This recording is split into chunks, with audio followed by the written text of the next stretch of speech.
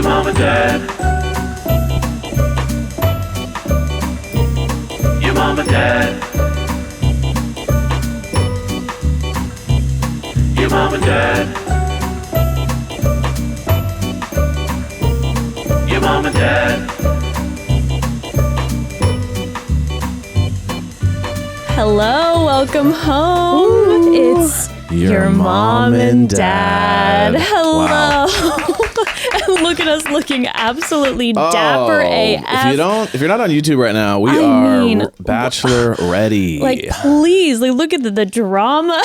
It's just a basic black suit, black dress, but it's tight, and I'm having a hard time breathing a little bit. Are we going to a funeral or are we getting married? I don't know. I mean, after this episode, we'll see what our thoughts are about it. You know what I mean? I guess, you're in black, which is not as, it's usually like a diamond gold or something like that. You know, that's true. I don't have any sequins, which doesn't really add up. Ooh, I do have a gold suit. I should have brought that. Oh, yeah. I should have worn my long sequin dress that I don't own. Yeah, the one that you always wear to ball gowns. Yeah, that's true. That I wear to, into the bedroom every night. Yeah, the ones that I demand you wear around the house.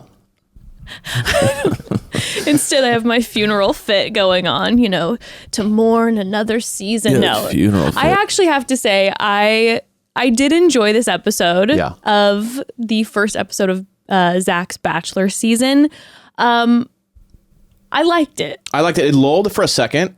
And then I felt like it was starting to go, and we were starting to see the personalities come out, and that's when I was like, okay, like everyone was being critical of like, is Zach going to be this way? Yeah, whatever. He was getting a lot of heat, but I personally am never someone that thinks that the show's carried by the lead anyways, and then it's the contestants that really create the drama. So I have high hopes. Me too. I do. I think, and I also think that some people were playing it really safe, personality wise, and I think that they're going to turn it up once like the competition starts to rip. Once the exhaustion hits, once the ITMs, they're recording them with the producers for 12 hours in a row. That's what I mean. I believe that it will start to because the get tears a already little started more ripping hectic. right at the end. You could see the sun coming up, and we were like, okay, it's. But I'm excited to recap me too. it, It's and I gonna be can't wait to awesome. get into this season. So of course we have on our Bachelor outfits, our attire, and we're going to get into that in a little bit. We also have a fun guest that's going to swing by for a little bit later in the episode, and an expert, in my opinion, in reality television. the behind the scenes, and in front of the camera. That's true. And then also we'll have a call home segment moment. Yes, as we always will. But before, by the way, hi Lee. Hi, Mom and Dad. Good morning. How are you? Good morning. How did you sleep? Oh, perfect. You slept in, and I didn't really like that, and your room's a mess, but that's fine. Thanks for the breakfast. It was so funny. My mom used to just roast me for how dirty my room was, and then I remember going back. My brother still lived at home, and going back to visit home, and like the standards were gone. Like my brother's room was so bad, and my room was like kind of dirty, but like my brother's room was so... I feel like you're really starting to room shame right now. I feel like you're shaming my room. You're now shaming your brother's room publicly on this podcast. I feel like you're shaming Lee's non-existent room. And my brother's room was so bad, you couldn't see the floor, and you had to like trample on like water bottles and like trash and everything. And like that's the true test that like when your parents have more than one child, the level of like energy and strictness just goes down each kid. Because like his room was so atrocious. My room was 1/5 that bad, and I used to get absolutely like obliterated for it. I mean, they still talk about how gross your room was. I know, and they never mention your brother's room. I remember going home and just sludging through his swamp. So like, I don't know, and like, it's just be the last kid if you have any choice in final child. in what place you were born in. Order, be the last one. Don't be the first. Definitely don't be the second. Be the last. Be the fifth, sixth, third, whatever. Just do not be the first. Yeah, because us firsts have lots of pressure. You were a first. I was a middle. But the third is just like, they're so over it. They're just like, totally, whatever you want to do, no problem. Like all the stuff your brothers and sisters can't do. And I feel like they normally get the love and attention too. Yeah, because they're usually like, I don't get why my older brothers and sisters have issues with my mom and dad. Like we're chilling. I get to party. I can do whatever I want. I can call my mom drunk and she'll pick me up. Like it's just chilling. What were you, Lee? I was at first as well. Yeah. Okay. How many are there? Just two. Just two. And you have the deep anxiety like I do because we were the first children. We have the perfectionist paranoia anxiety. Yeah, absolutely. It's because your parents are living through you. They're like, that's true. You are. Don't embarrass me in front of my friends. Yeah, it's all about them. It is 100%. It's like, do not embarrass me. You know, the worst thing you could be is like at the birthday party and like everyone's going, oh, geez. Oh, whose kid is that? Lee is kind of a nightmare. That's totally it. I mean, it's like the whole like, oh, but we have friends coming over, so you got to clean your room, even though they're not going to go. No, in. exactly. No one's it's because the friends are coming over. I'm guilty of that with my own bedroom. I think oh no, the friends are coming over, so now I have to do a full clean sweep of the house. Otherwise, living in sloth. Yeah. So then when they come in and they go, wow, your house looks great. You're like, oh, this old thing. Oh. Yeah. Honestly, it's just like been so busy. Meanwhile, like 20 minutes before, it was like, go. Do it now. Hands and knees scrubbing. Okay, speaking of mom and dad, we do have to officially announce the name of our beautiful audience, okay? Because the votes are in, the submissions are in. We do have a winner. But before that, we do need to take a quick pause. And we need to talk about this, okay? If you know anything about me, you know that I get overwhelmed easily, right? The anxiety, the first child, I'm overwhelmed easily about everything. So I like to simplify anything I can in my life, which is why I love Care of Forever. Care of is a subscription service that ships high quality, personalized vitamins, supplements, and powders conveniently to your door every month. Ooh. You take a short, in-depth quiz about your lifestyle and health goals for a personalized, doctor-backed recommendation, taking the guesswork out of what supplements are best suited for you. Each shipment comes with a customized pamphlet showing you exactly what is in your individual daily packs and why it was recommended specifically for you and your health goals. And Care of's daily vitamin packs are great for on the go and are made of plant-based compostable film, so you can stress less about your impact on the environment as well. Evan knows you can find a Care of daily pack pretty much anywhere on me at all times. For 50% off your first Care of order, go to takecareof.com and enter code MOMDAD50. Again, that's 50% off your first Care of order at takecareof.com by entering code MOMDAD50. So, the submissions were in, the votes have been cast, and the official name of our beautiful audience is The Family. The Family. I won. I started saying it from the top. You said it from the top. And I won. Kids and kiddos, it was close.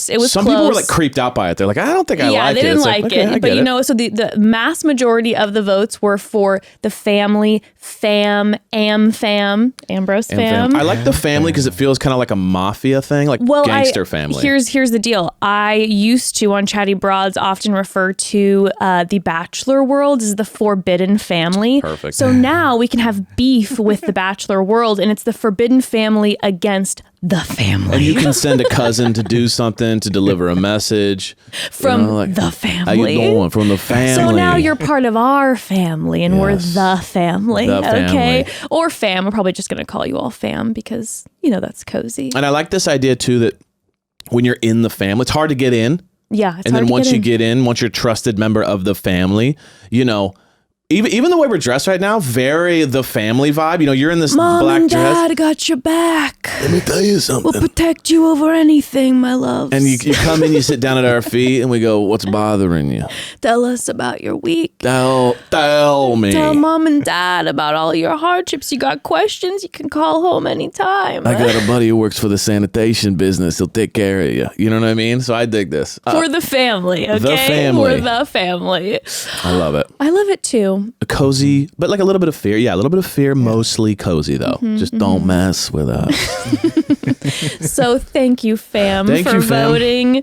We love you all. And yeah, we're excited to continue our journey as the family. The family. It was my birthday weekend. It was your birthday this weekend. Oh my goodness. Did you have so much fun? I did. We had a great time. I At golfed. your ripe age of 35. I am not 35. I'm 27. It feels great, honestly. I feel a little old for my age, but in my head, I feel great.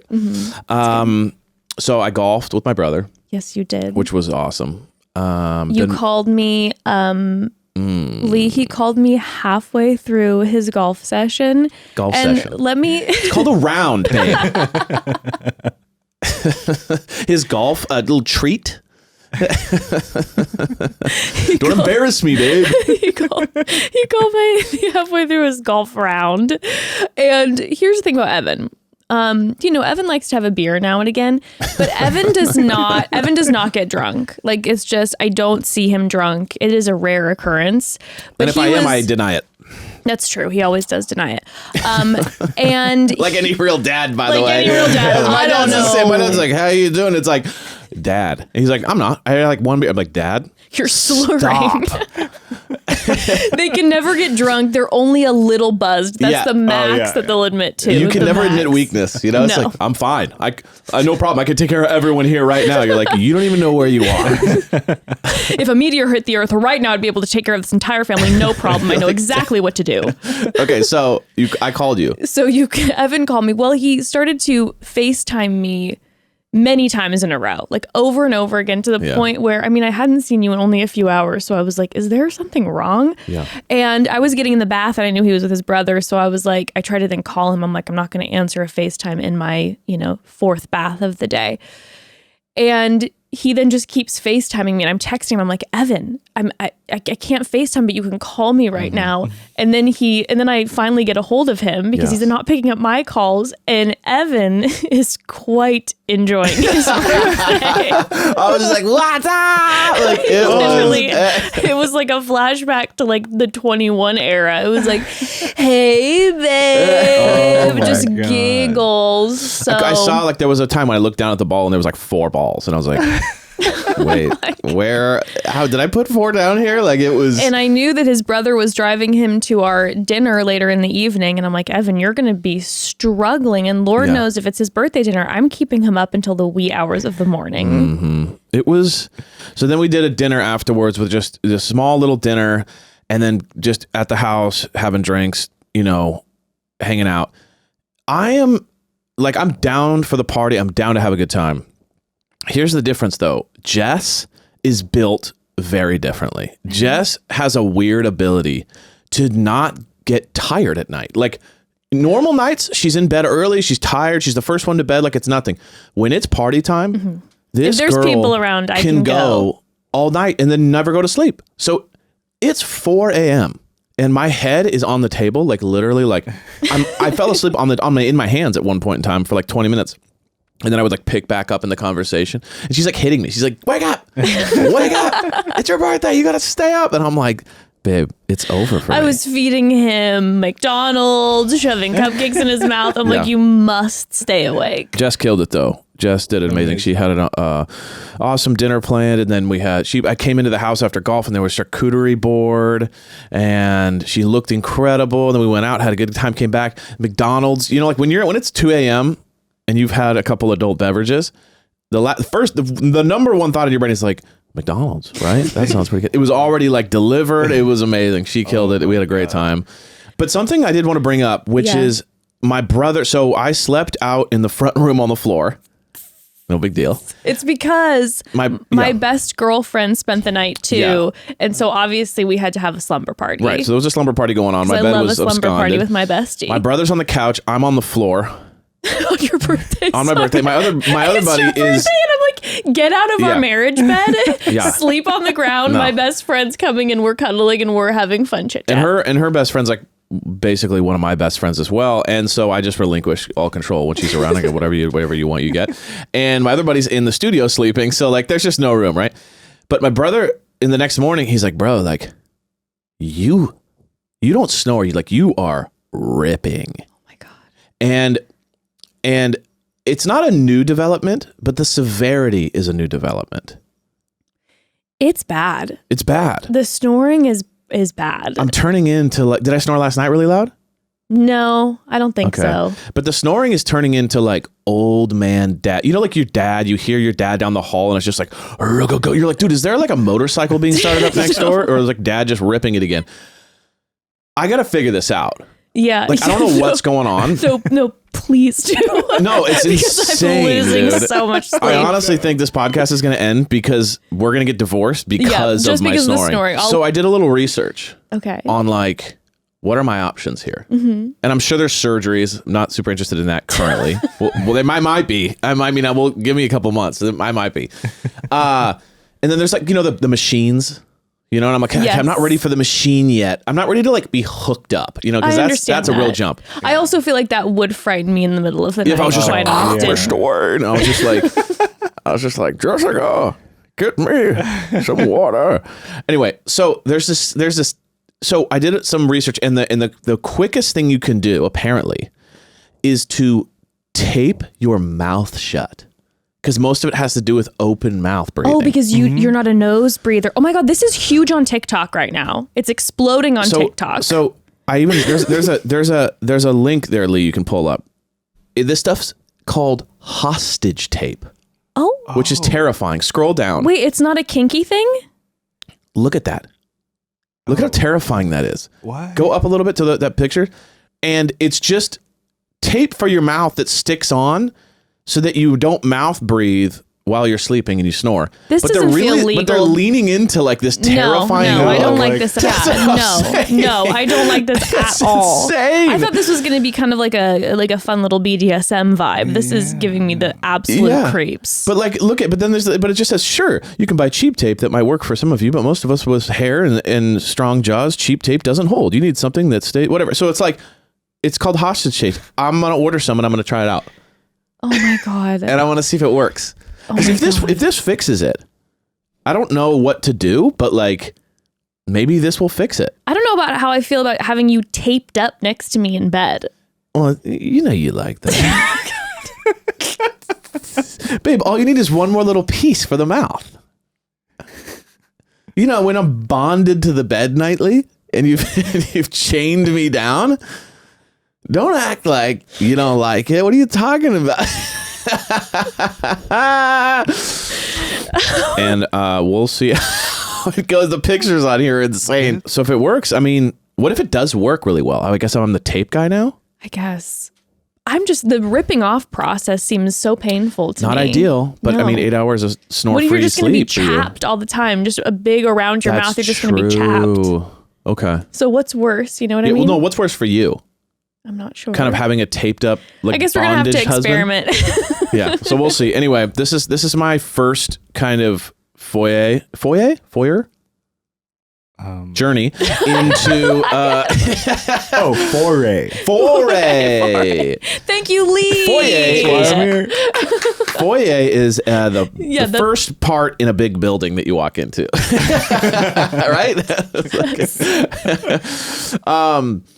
So I'm going to start this journey for you. Okay. Because I care about you. Thank you. And also when I got my brother to kind of really solidify how bad it was. Yeah, your brother and I had like a beautiful moment together. You know, when you find someone who you just feel seen with, that was a moment where I was like, man, it's rough every night. This snoring is out of control. And then Brendan and I, or your brother and I, just held hands in friendship and we're like, yeah, that was a rough night. I know. I feel you. He goes, it's more than snoring.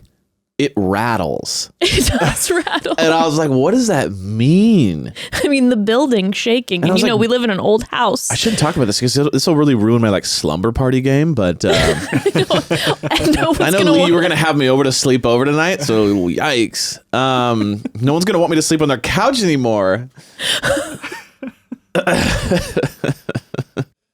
So I'm gonna order that today, and next week you'll have a review. Okay, we'll report back. I'll give it, a 0 out of 5 stars in a few different categories. 1, if it works. 2, if it's hot. 3, if it scared you. if it scared me. 4, how the chapped lips are afterwards. 5, the removal with the pain. We'll figure it out. 5 categories, 0 to 5. We'll see if it works. Watch, it just solves it. Part of me wishes it doesn't solve it, just for the sake of because I don't want to be tape guy. You know what I mean? I'd rather almost find some new thing. Because I did the nose strip once. Didn't work at all. No. Because I'm not a nose breather, I guess. Mouth breathing is not a great description of someone, right? So it's like Evan the mouth breather. Great. Awesome. Happy birthday to me. Things are going very well. God damn. Well, should we officially get in? I think it is time Should we get into the official recapping of the first episode of Zach's Bachelor season? You mean Zach the Snack? You mean Zach the Snack? Was it like Zach the Snack? Zach the Snack. Hey, Zach the Snack. Zach the Snack. And it looks like this that name is going to continue on throughout the season because we saw them chanting it later. I don't think he minds that nickname though. I mean, no. They would call me Evan the Rattler, and this is Zach the Snack. I'd love Zach. I'd love Evan the Snack. And honestly, it's better than what was it what was his DJ name? Oh, Zach Verzaki. Zach Like had Versace? Zach had a DJ name in college, and it was Verzaki. Verzaki. I'm gonna call him Verzaki. Verzaki. Yeah, I'm gonna go with that. Yeah. I mean, are we getting into this? Yeah, I say we get into this. Okay, because my whole thing was with that whole Verzaki thing. Yeah. What was this band? Public urination? What was it? It was something. It was like public intoxication or Public disturbance. public disturbance, which is both of those things. Public urination. I'm not trying to be super critical here. No, listen, Zach has gotten a lot of heat from everyone. Zach seems like a nice guy, but what the show didn't do is the producers did not help the whole boring vibe by their constant description of Zach was tall, handsome, nice, was in a band. So I was imagining when they were like, oh, he was in a band, that we're going to see photos of Zach maybe on tour in his early 20s. Yeah, like 22. He's like, old school, like Warped Tour type stuff. And he's like, in like, the kind of the broken down van going from small town to small town. Yeah. I wasn't expecting a big rock band or anything of the sort, but I was expecting it to, maybe have. You would expect that public urination went on tour or something. I saw that Public Urination did like, a small Midwest tour. House shows a house show or two. Because it was being brought up in almost every interview I was seeing. Yeah. But Zach was in rocked the bass guitar in his 7th grade band. I have something really quickly to say about this. That was one of the fun facts is his rock band was from 7th grade, which I'm sure was great. But 7th grade. My comment has nothing to do with the quality of PD. My comment has more to do with the fact that, like, let's say you're not necessarily a guy who is electric. Sure. Who has a ton of like electric experiences that are amazing. And maybe not everyone is like, oh, I traveled to Bali and I built a house in London. I was thinking about what my fun facts would be. And I'm like, I don't feel like they're wildly incredible. Yeah. Like, I don't have some incredibly dynamic story. But I do believe that if you are in your mid 20s to late 20s to early 30s, like you're a proper adult, you cannot say something is super unique about you before junior year of high school. Like, oh, you mean I'm saying until junior year of high you school. can't call back to like something unique about me was when I was 5 years old. No. I like skateboarded a lot. It's like you can't go that far back. You know what? Unless it was like this. Hey, when I was 10, I won the U.S. national skateboarding. Yeah, or like he was like a child prodigy. Yes, unless it's something 1,000%. so exceptional. It was like the equivalent of be like when I was in 7th grade, I skateboarded. It was just a little bit like, what? No, it was genuinely one of those things when they said 7th grade, I had to pause and I did fall out of my chair. And it was, again, no shade to Zach. It's the production is doing this. It's like, let there be more storyline or don't include this or say he was in a rock band, but don't tell us that it was in 7th grade and show video footage. Lie. Because it was, lie about it. Say it was in college. It was huge Something. and you were on tour and it was massive. Like, again, this is not so much roasting him as it is roasting production for being like, and guys, you thought you knew him. But in 7th grade, he played the bass. It's also funny, too, because I feel like maybe they've never had a Bachelor that, is a skateboarder or drummer or anything like that. So they're like, production heard that and they're like, whoa. Super nice guy, not his fault, but it was just a funny thing to bring up. Like, you thought you knew the guy. I know. Okay, hold on. I know we haven't even gotten in, but we do have to pause for another quick second for a quick sponsor break. Okay, so over here, your mom and dad love therapy. So, of course, we are thrilled to talk with you all about Talkspace. Using Talkspace feels a little like having a mental health professional just there in your pocket. Talkspace offers therapy and psychiatry, and being able to reach out to my provider at any time, anywhere makes taking care of my mental health so much easier. I wholeheartedly recommend Talkspace for therapy. You can sign up online and get personalized match with a provider that's right for you, typically within 48 hours. You can text, video, send voice message. This is great for people that's also travel, busy, running around. Yeah, And send voice messages to your licensed therapist. So it's incredibly convenient to have virtual sessions from your comfort of your own home. Yeah, that's one of my favorite things about Talkspace is they make it so convenient. I can meet my therapist in between a work call, a podcast recording. I love it. It's so simple. And working through things in therapy can be tough, but connecting with your therapist isn't, thanks to Talkspace. Talkspace has thousands of licensed therapists with years of experience in over 40 specialties. Plus, you can get help with or without insurance. Most insured members only pay a $25 copay or less. As a listener of this podcast, you'll get $100 off your first month with Talkspace when you go to Talkspace.com/momdad. To match with a licensed therapist today, go to Talkspace.com/momdad to get $100 off your first month and show your support for the show. That's Talkspace.com/momdad.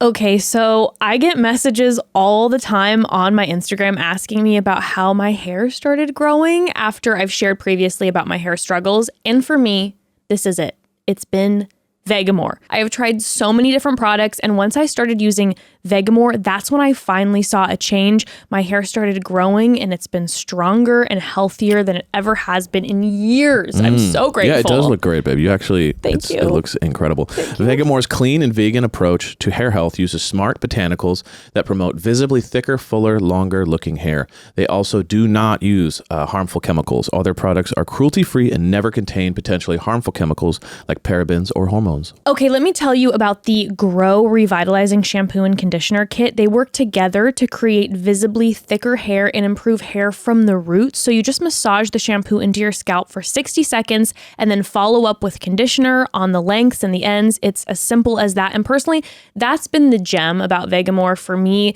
With previous products I used, it was just such a process. It would get oily, but with Vegamore, it's just a wash and conditioning of my hair like I typically would, and I'm getting results. Give your hair exactly what it's been craving with Vegamore. Go to vegamore.com/momdad and use code MOMDAD to save 20% on your first order. That's VEGAMOUR.com/momdad, code MOMDAD to save 20% off at vegamore.com/momdad.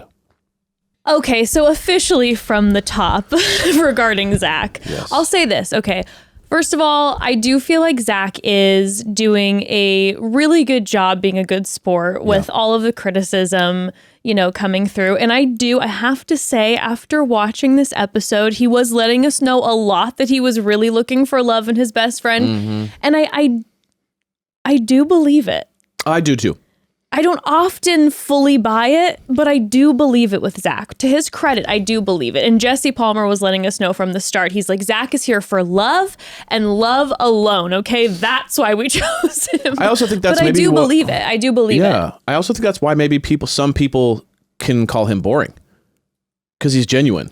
And there's not like you can't sense some sort of like ulterior motive or something. You know what I mean? I'm not saying other people. I'm more just saying like he's straightforward.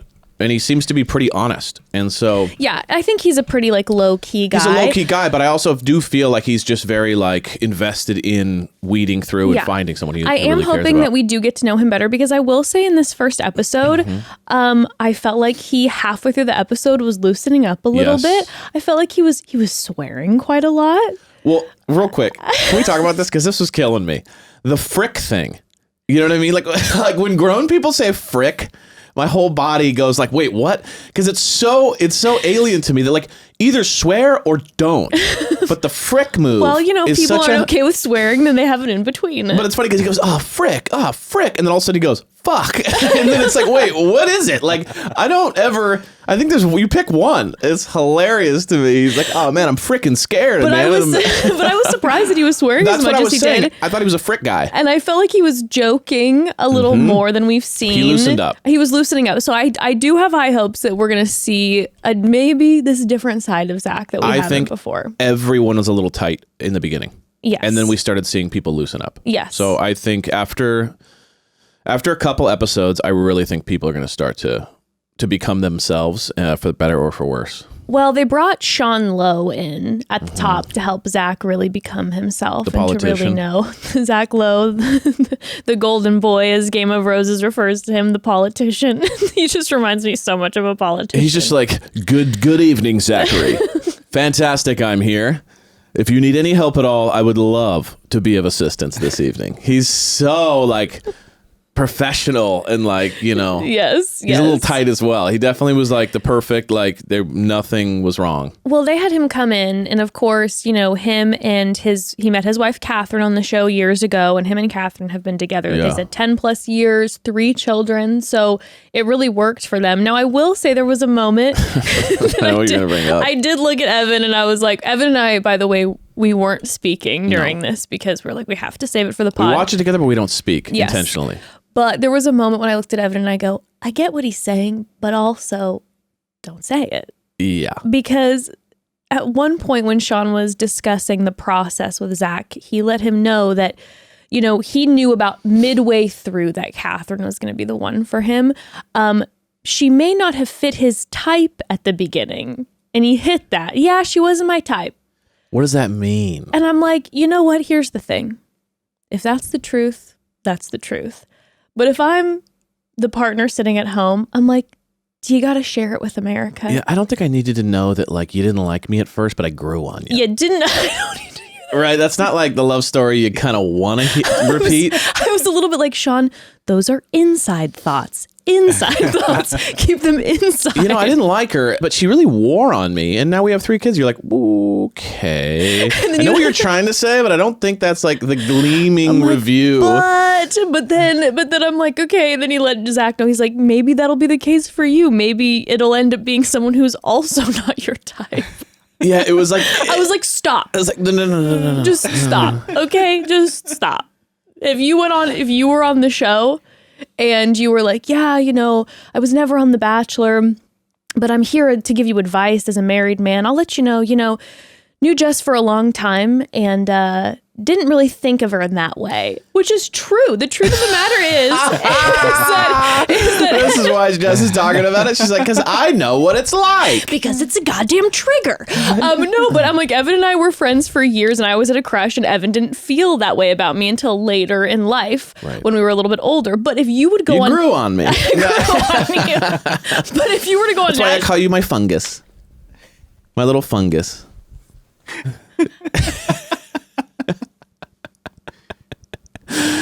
This is fungus. I'm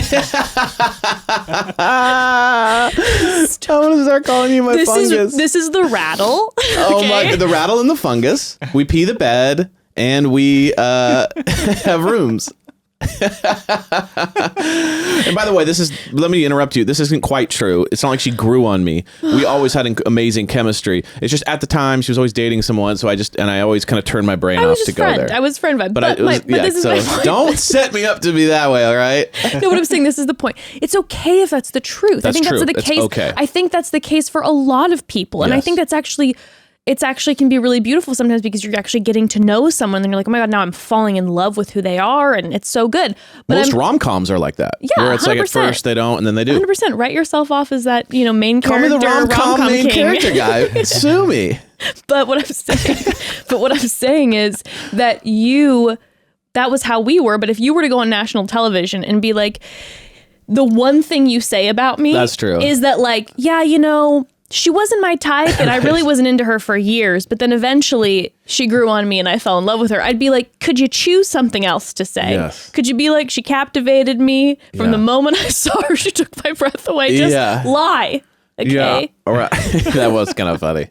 It was one of those things where he was meaning well, like he was trying to say, sure, like, 100%. Don't, if there's someone isn't hitting you right off the bat, don't write the process off. I think it was really good. I think it was really good advice. Really great advice, but it was just it was really came good across. advice. But I because was you were just thinking more about her like- at home, being like, "Babe, can we not?" And maybe here's the fact of the matter. Maybe, he said a million other things. That's the sure. one thing that they showed. But I was just more like, oh, inside thoughts. Yeah, inside thoughts.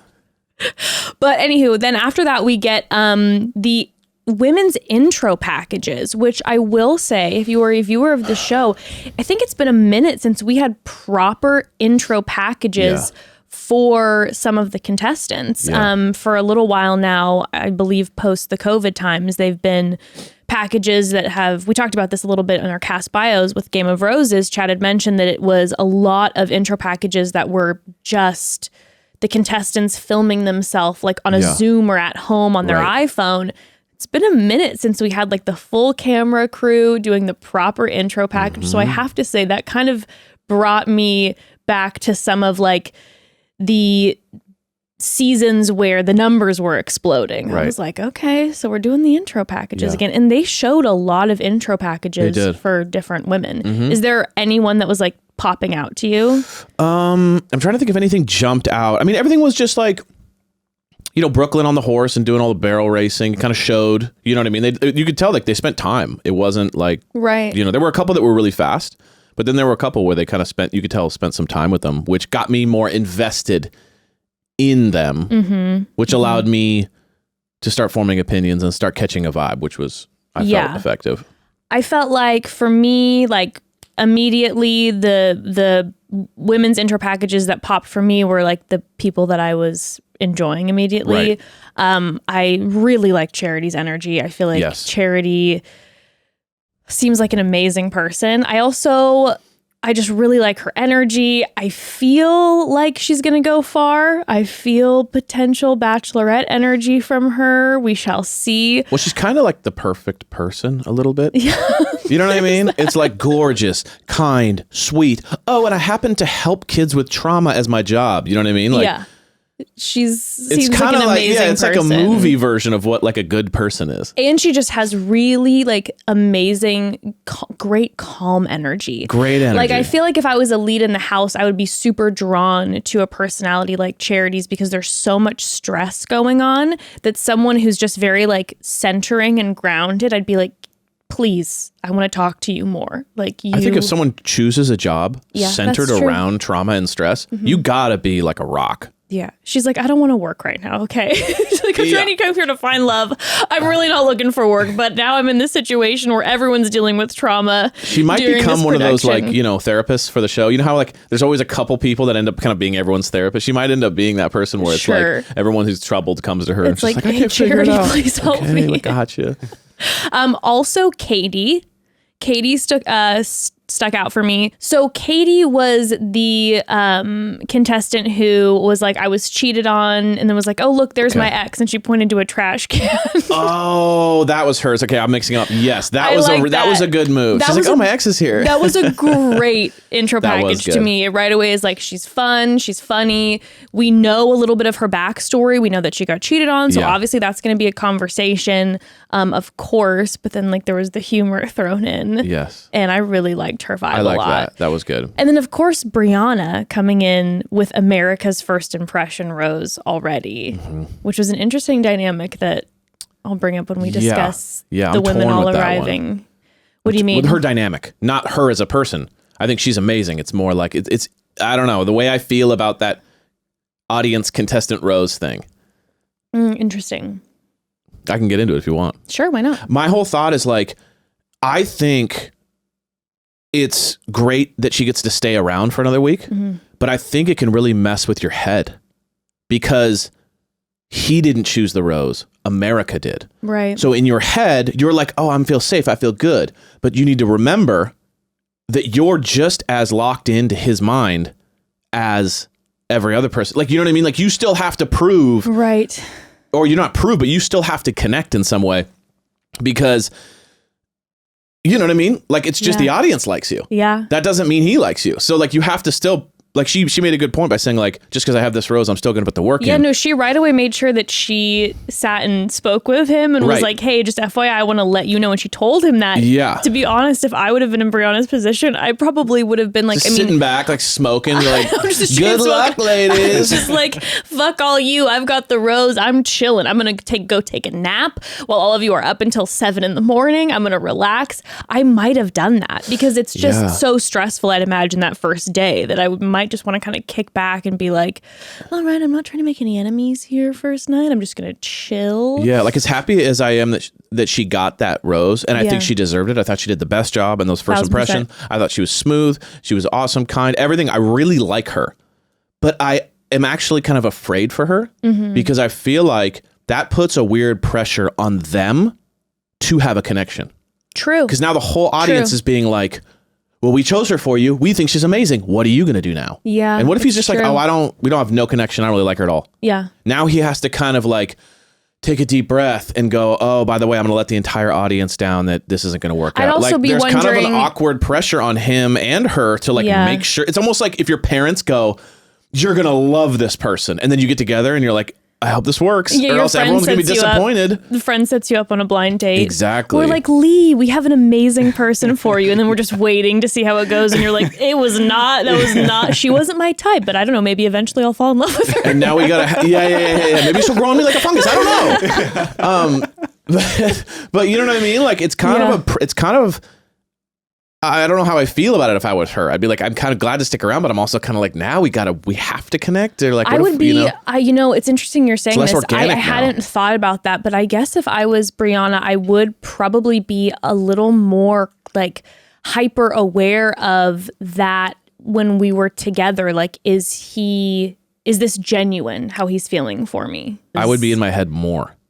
Yeah. So I'd be happy that I'm around. Of course. But I'd be more in my head to be like, is this real? Or are we forcing this thing? And when she was around, she showed up in that dress. That dress was Holy fire. smokes. That It was a dress was different level. incredible. It was so good. Okay. So those were the intro packages that stuck out to me. Let's get into the limo entrances. So first and foremost, I would like to say this. When Jesse Palmer was letting him know, like, listen, I feel you. This is an amazing process, but it's nerve-wracking. Like, but trust me, like, I've been there before. I understand. And the whole time in the back of my head, I was just laughing because I was like, for Jesse Palmer, he was like, it didn't work out for me. So it probably won't work out for you statistically. Yeah, things aren't going to be good for you. You're going to melt down. The person you are now is not who you'll be in a Jesse's couple wife months. is not his wife from, or this is who he met on the show. And so I just think it's funny when it's always like, of course he understands the process. Like he was the Bachelor. But it's just funny because it wasn't one of the success stories when it's like, no, this is going to work for you. It didn't work for me, but it's going to work for you. I promise. There's very little evidence to suggest this is going to work at all. But I know for you, this time is different. Just like I said last season. And the season Isn't before. this the definition of insanity, doing the same thing over and over again? 100%. And that's what we love. And that's why we love the show. And that's why we're locked in.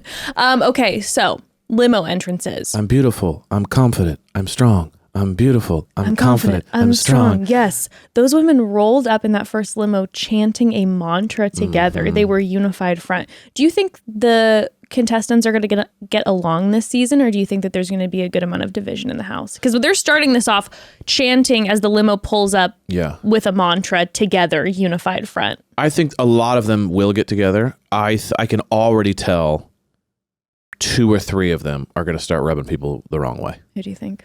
The one with the famous mom. Christina Mandrell. Christina is going to rub people the wrong way. I can already tell. I think she's great. I think she's great for the TV, show. Yeah. I think she's funny. She's fun. She's confident. She's, hold on. Bless you.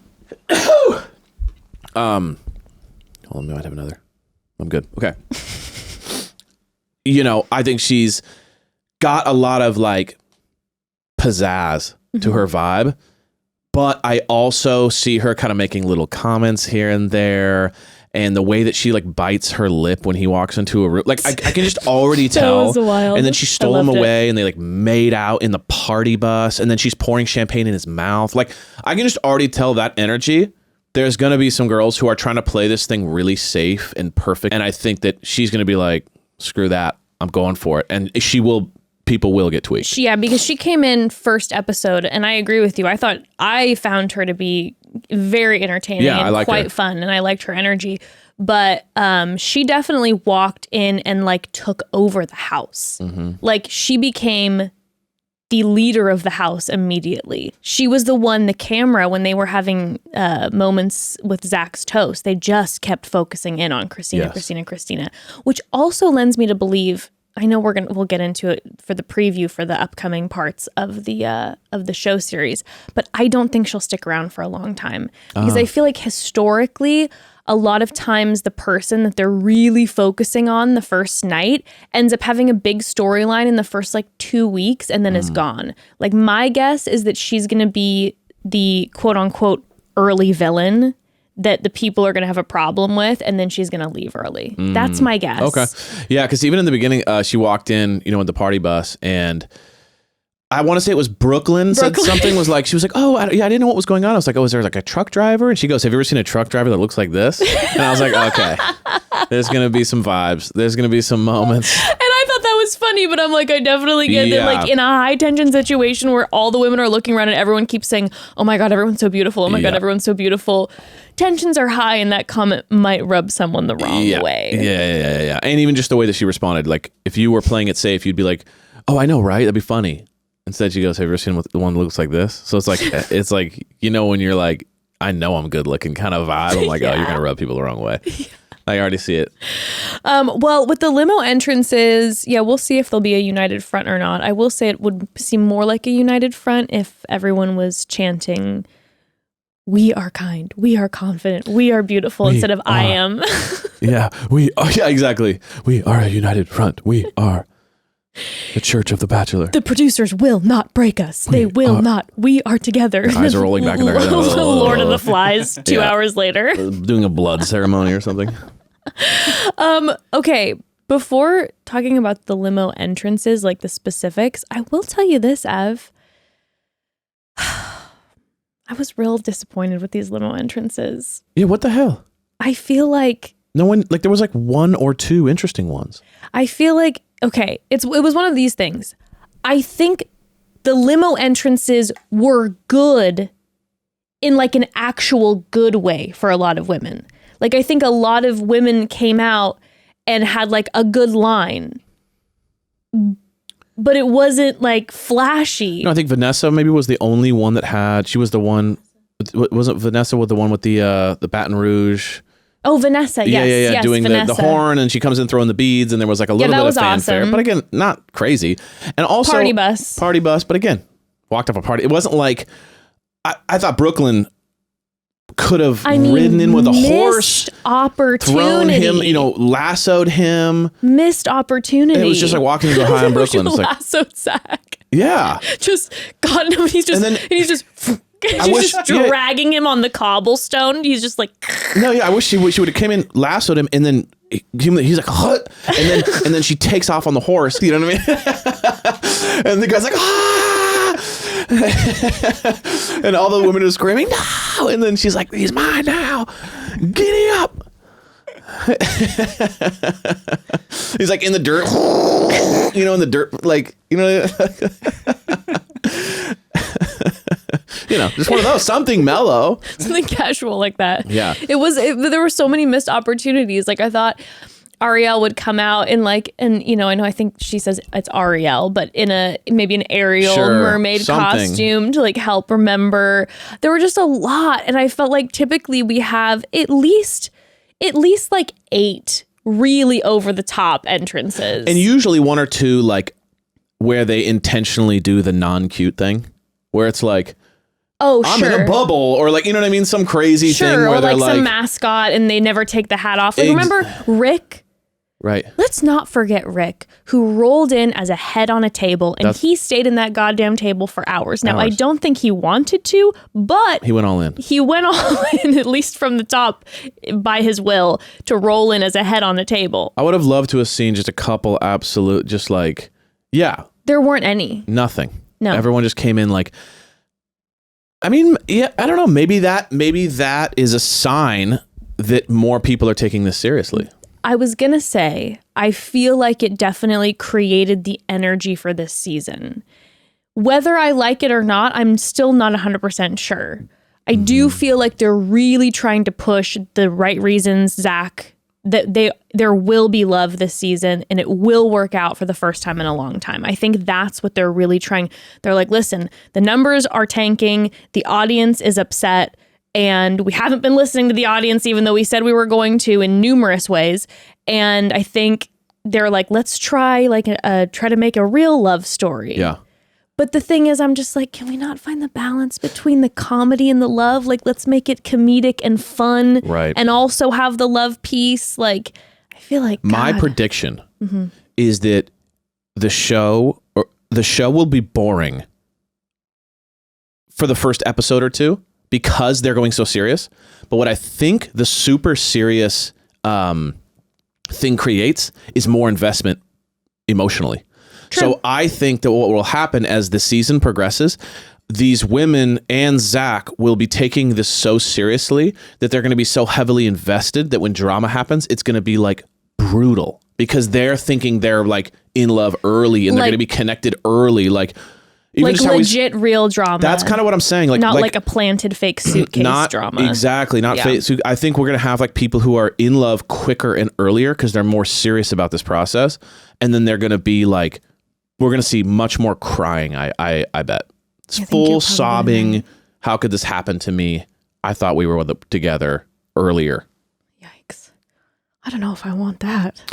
Give me the drama, baby. I would love a little bit of lightheartedness. No, this is death by 1,000 broken hearts.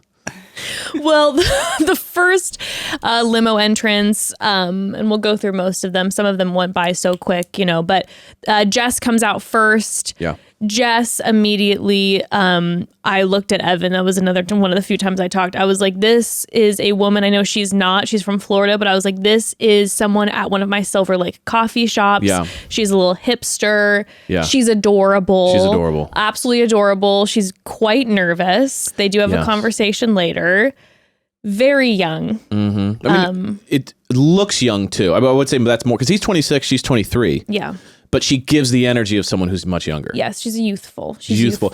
And she is, got that kind of quivering, like a deer. Yeah. Like, I don't even know how I got here. But then later in the episode, I want to say this so I don't forget, later in the episode when she didn't get the first impression rose, they like zoomed in on her and she genuinely was like, I'm sad it wasn't me, but I'm happy for her. And I was like, oh, Jess. You're really actually a nice person. Yeah, I really hope you're the best on this show. Even though then from previews, it looks like people are having a problem with Jess. So I'm feeling, I'm curious because I'm a little thrown off because the energy that I right away got from Jess was like harmless. a genuinely sweet energy. Yeah. So we'll see what goes down. Ariel is next, not the mermaid fit, which is honestly a waste for TikTok. Could have been TikTok fire. Ariel hit me as someone who has gone to many billionaire dinners. Yes. Like her voice was low. It was Yes. slower. Stunning. She was calm. She's stunning. Yeah. And she just said like, I'll see you in there. And it was like, oh, you're used to talking to like investors. Like there was this sense of like, you know how to go into like a ball at a billionaire's birthday party Yeah. and like chat with everyone and be just like, No, she had fantastic to see big you. businesswoman energy. yes, big like I'm used to dealing with very wealthy individuals energy. Yes. These cameras, they don't bother me. I'm used to the lights, the paparazzi, the flashing, all of There's this. a secret entrance out the back. There's a beautiful restaurant right around the corner. We'll have a glass of wine and chat about your business. Totally. Charity comes out. She's very, she comes out super bubbly. Super nice and sweet. Great hot pink dress choice. Yep. I am all about, even if like there's not a dress that's like specifically my taste, I am a huge fan of making a statement on the first night. Even if you choose something that you normally wouldn't wear, obviously, I would tell if I was a stylist to one of these individuals, I'm like, you want to wear something that you feel confident and comfortable in. So maybe not too far out of your norm. So you don't feel like, I don't know how to be in this, but picking a bright color. Yeah, popped. Necessary. Popped. I remember when I saw Becca on screen for the first time and she wore that like kind of lime greenish spaghetti strap dress first night. It stuck out because it was unique. It was a unique color, a unique cut. And it was like, obviously she had her little pixie haircut too, but it was like, boom, stands out, memorable. You got to pick that bright dress. Got to have a pop. Yes. Davia. Yes. Okay. Very sing-songy voice that kind of goes like this. Hello, Zach. Yeah, hello. I am so happy to be here. She kind of looks like an angel. She does look like an angel. Like, she's so unique looking. Yeah. And she's like very beautiful. Yes. And just looks, Yeah, she literally looks like an angel. She does. She looks like she floated in and she's like, hello, Zachary. Here's some champagne. I like you. Okay, I like the champagne. I loved that move. I think that is a On paper, I wouldn't like it. If No. you told me, get some champagne and ham in a glass, I'd be like, what? No, but it was the way she did it. It was a good move too. It worked for her because so far everyone had just said hello. Yes. So she was the first one to come out. Now I don't know if the order was exact, how much they mixed it up in editing in pre-production or whatever, post-production, but if everyone in front of her was just saying hello, then the champagne stands out a little bit, and it's not over the top, but you remember it. Davia's got something about her. Mm-hmm. Davia was one of the ones, there was a few individuals, that I put little asterisks next to where I'm like, there's something about you that I have an affinity for. She's kind of got a magnetism. Yes. Like I couldn't keep my eyes off of her. Exactly. For me, Charity and Davia, it was the whole night. I was kind of like, even when they weren't talking, they were in the background, I was like magnetized. Kind of looking at them, yeah. Yeah. There's this magnetic energy. So we'll see. Gabby showed up next. Yes. Now, Gabby brought him maple syrup to drink because she is from Vermont. In theory, I feel like it's a decent idea, right? But to be the recipient of the drinking of the straight maple syrup is quite... It's a wild move. I was really hoping that he would chug it and just vomit everywhere. He's just like, bah! He's like, it's pretty good. I'm like, holy shit. Because, syrup has that, like, at least for me, it's that consistency that I can't even talk about it. Glue. It's like the gag reflex. So like chugging a shot of it, I was just expecting him. Like I knew in my heart that he was gonna puke everywhere. Like I knew it, and then it didn't happen. He's just all over the shoes. I'm a big believer in like, food is attached to your senses in a very strong way. And it can be like sexual or not. It can be like... I'm not a big sex food person. No, but I'm just saying like, like chocolate syrup and like whatever, that kind of stuff can be associated with like aphrodisiacs. And The Bachelor does love to mix food and sex. But like, there's certain foods that don't. And like meatballs would one we see later. That's, saucy meatballs, not a good vibe. You know what I mean? We saw it with Ballhead earlier. It was like he would coat himself in bolognese sauce and we're all like vomiting, So it's like... It's like, dude, keep it like, like no one, I've never met anyone who's like, I just love kind of drinking maple syrup. So it's like, we knew he wasn't going to like that. Yeah. So now you're putting like a weird bad taste in his mouth when he like remembers you. Be aware of the food levels, people. Like maybe there's like a cognac from Vermont that you can bring. There's something, but like maple syrup, meatballs, anything saucy and gnarly, it's not going to create like a, I want to make out with you vibe. You know what I think I would do now that you're saying this? Like, it is true how your senses are so powerful and like provide memories. You know what I might do if I was one of the contestants? I would have like a box of 4 different perfumes, and I'd be like, I want you to smell all of these. That is awesome. And tell me which one's your favorite, and then I'd spray that one on me, and I'd be like, all right, you remember that. Whoa. That's not a bad idea, right? So that he's picking the scent. That is genius. And especially scents can be so, That's I guess, erogenous or like sorry, that word. Erotic. Horny. This I'd be like, this smell makes me horny. I like that one. No, I'm more saying like, you can be in a crowd and walk by someone and be like, whoa, who was that? 100%. What was that? So if he like is able to smell it and then spray you with it, ooh, that's very hot. That's a good one, babe. And then you spray it on the neck, and then you're like, smell it right here, and then like you like a hot little neck spray. That's a neck moment. Yeah. Okay. Wow, that's genius. Someone use that. Someone please. use that. Lord she knows. ain't going on the show because she's with me. Please, someone use that upcoming season. Move. You know what? I think that would be great for The Bachelorette too. I would love if I was The Bachelorette and a guy came up and had 4 different types of cologne. And then he's like, and had me choose it. Mm-hmm. I love when you will ask me, when you'll be like, hey, which one should I wear tonight? And I smell all of them and I choose. Like I'm in control. I love that. Okay, before we continue on, we need to take a quick pause before we continue to dive into the limo entrances. Quick pause. So, family, listen up. January is almost over. Okay. Wow. But we all know, regardless of the date in January and resolution go hand in hand, just like life insurance and responsible decision. With life insurance from Fabric by Gerber Life, you can help protect your family's financial future if something unexpected happens.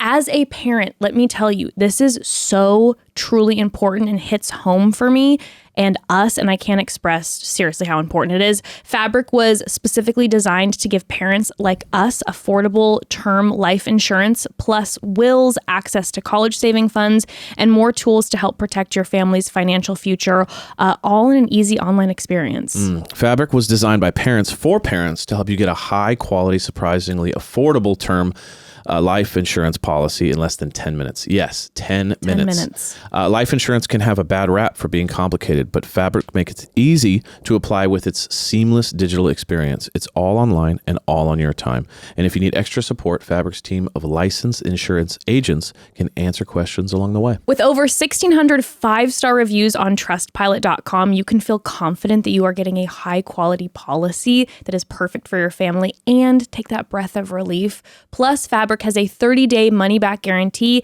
and you can cancel at any time. Protect your family today with Fabric by Gerber Life. Apply today in just 10 minutes at meetfabric.com/momdad. That's meetfabric.com/momdad, MEET fabric.com/momdad.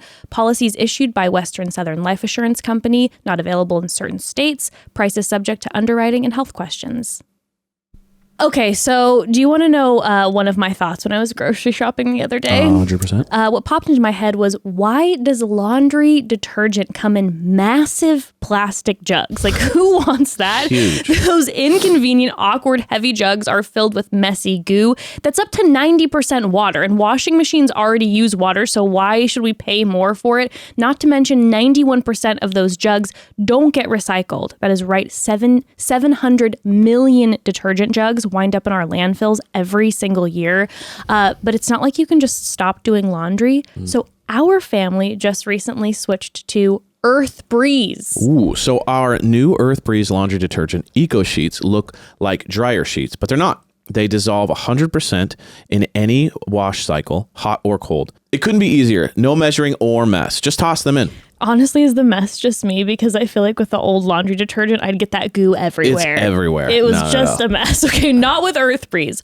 Earth Breeze has really made the whole concept of detergent better. There are so many benefits to Earth Breeze. I don't have to hassle the massive jugs. Our clothes get so clean, while simultaneously having packaging that is biodegradable and plastic-free. Their Eco Sheets are vegan, cruelty-free, and dermatologically tested and safe for sensitive skin. And with their Buy One, Give 10 initiative, each purchase donates 10 loads of detergent to a charitable cause of your choice. A whopping 30 million loads have already been donated. I'm sticking with Earth Breeze, and if you don't like it, Earth Breeze will give you a full refund. You don't even have to send it back. They're confident you'll love it as much as I'm confident you'll love it. Now's the time to try Earth Breeze, because right now our listeners can subscribe and save 40%. Go to earthbreeze.com/momdad to get started. That's Earthbreeze. That's earthbreeze.com/momdad for 40% off. earthbreeze.com/momdad. Okay, getting back into the limos. Next, we have Greer with the tweets, which we discussed a little bit when Game of Roses came on. Now, I will say, right when we started recording this, I saw that apparently she has posted on social media an apology regarding her 2016 comments defending a friend who was in blackface. So she's posted an apology since on social media. I haven't seen what it says yet, but...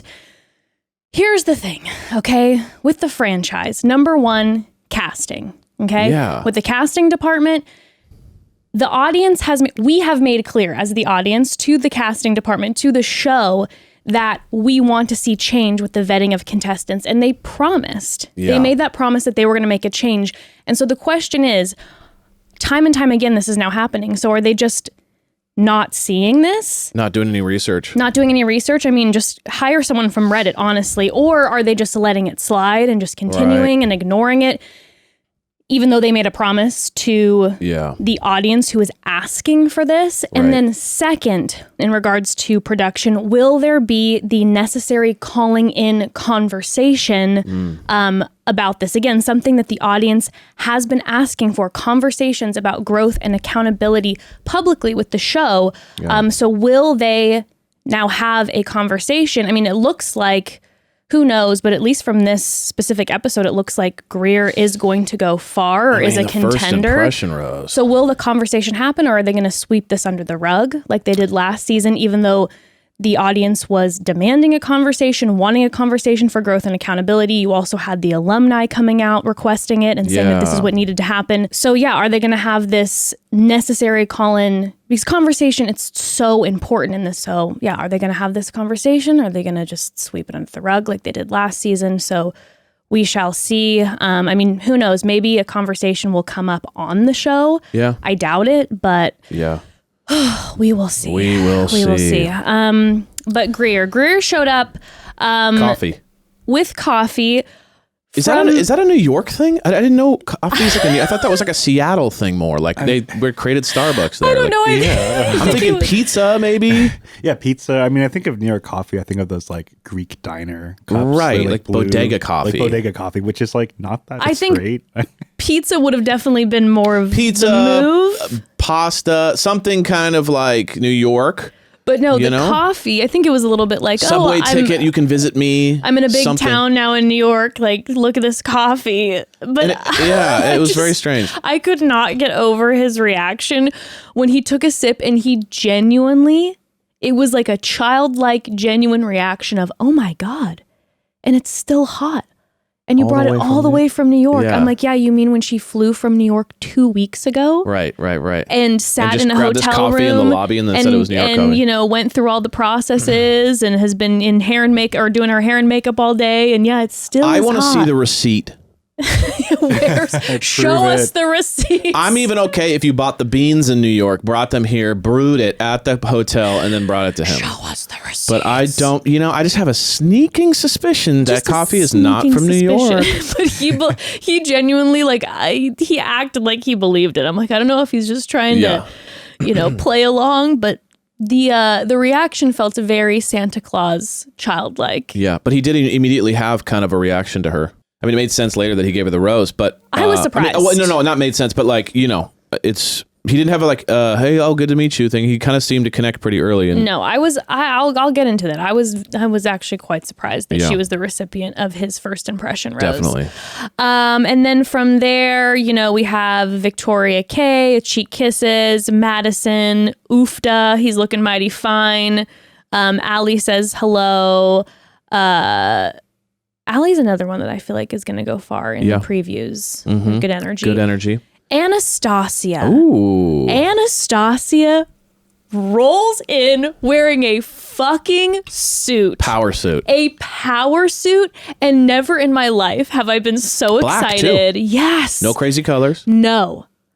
I have been for years of recapping this show, begging for someone on The Bachelor to roll in a power suit, because I was like, man, if I'd go on that show, I think a power suit would be the move. And Anastasia came in and she gave us the power suit. Yeah. And I saw her comment on her Instagram last night, made some comment about how all the women thought she was one of the producers because of the suit. Sure. That makes sense. They're like, one more glass of wine, please. And she's like, what? Anastasia's like, sure. Yeah. No, sure. I thought she looked awesome. It was a nice change of pace, because at first I didn't even notice the power suit. Yeah. But I was like, something about her's different. Mm-hmm. And it was like, oh, she's the one person that's not showing up in a colorful ball gown. Yes. And it had a great vibe to it. Loved the power suit. Loved it. We see you, Anastasia. Then Kat comes. Kat, who he met in After the Final Rose.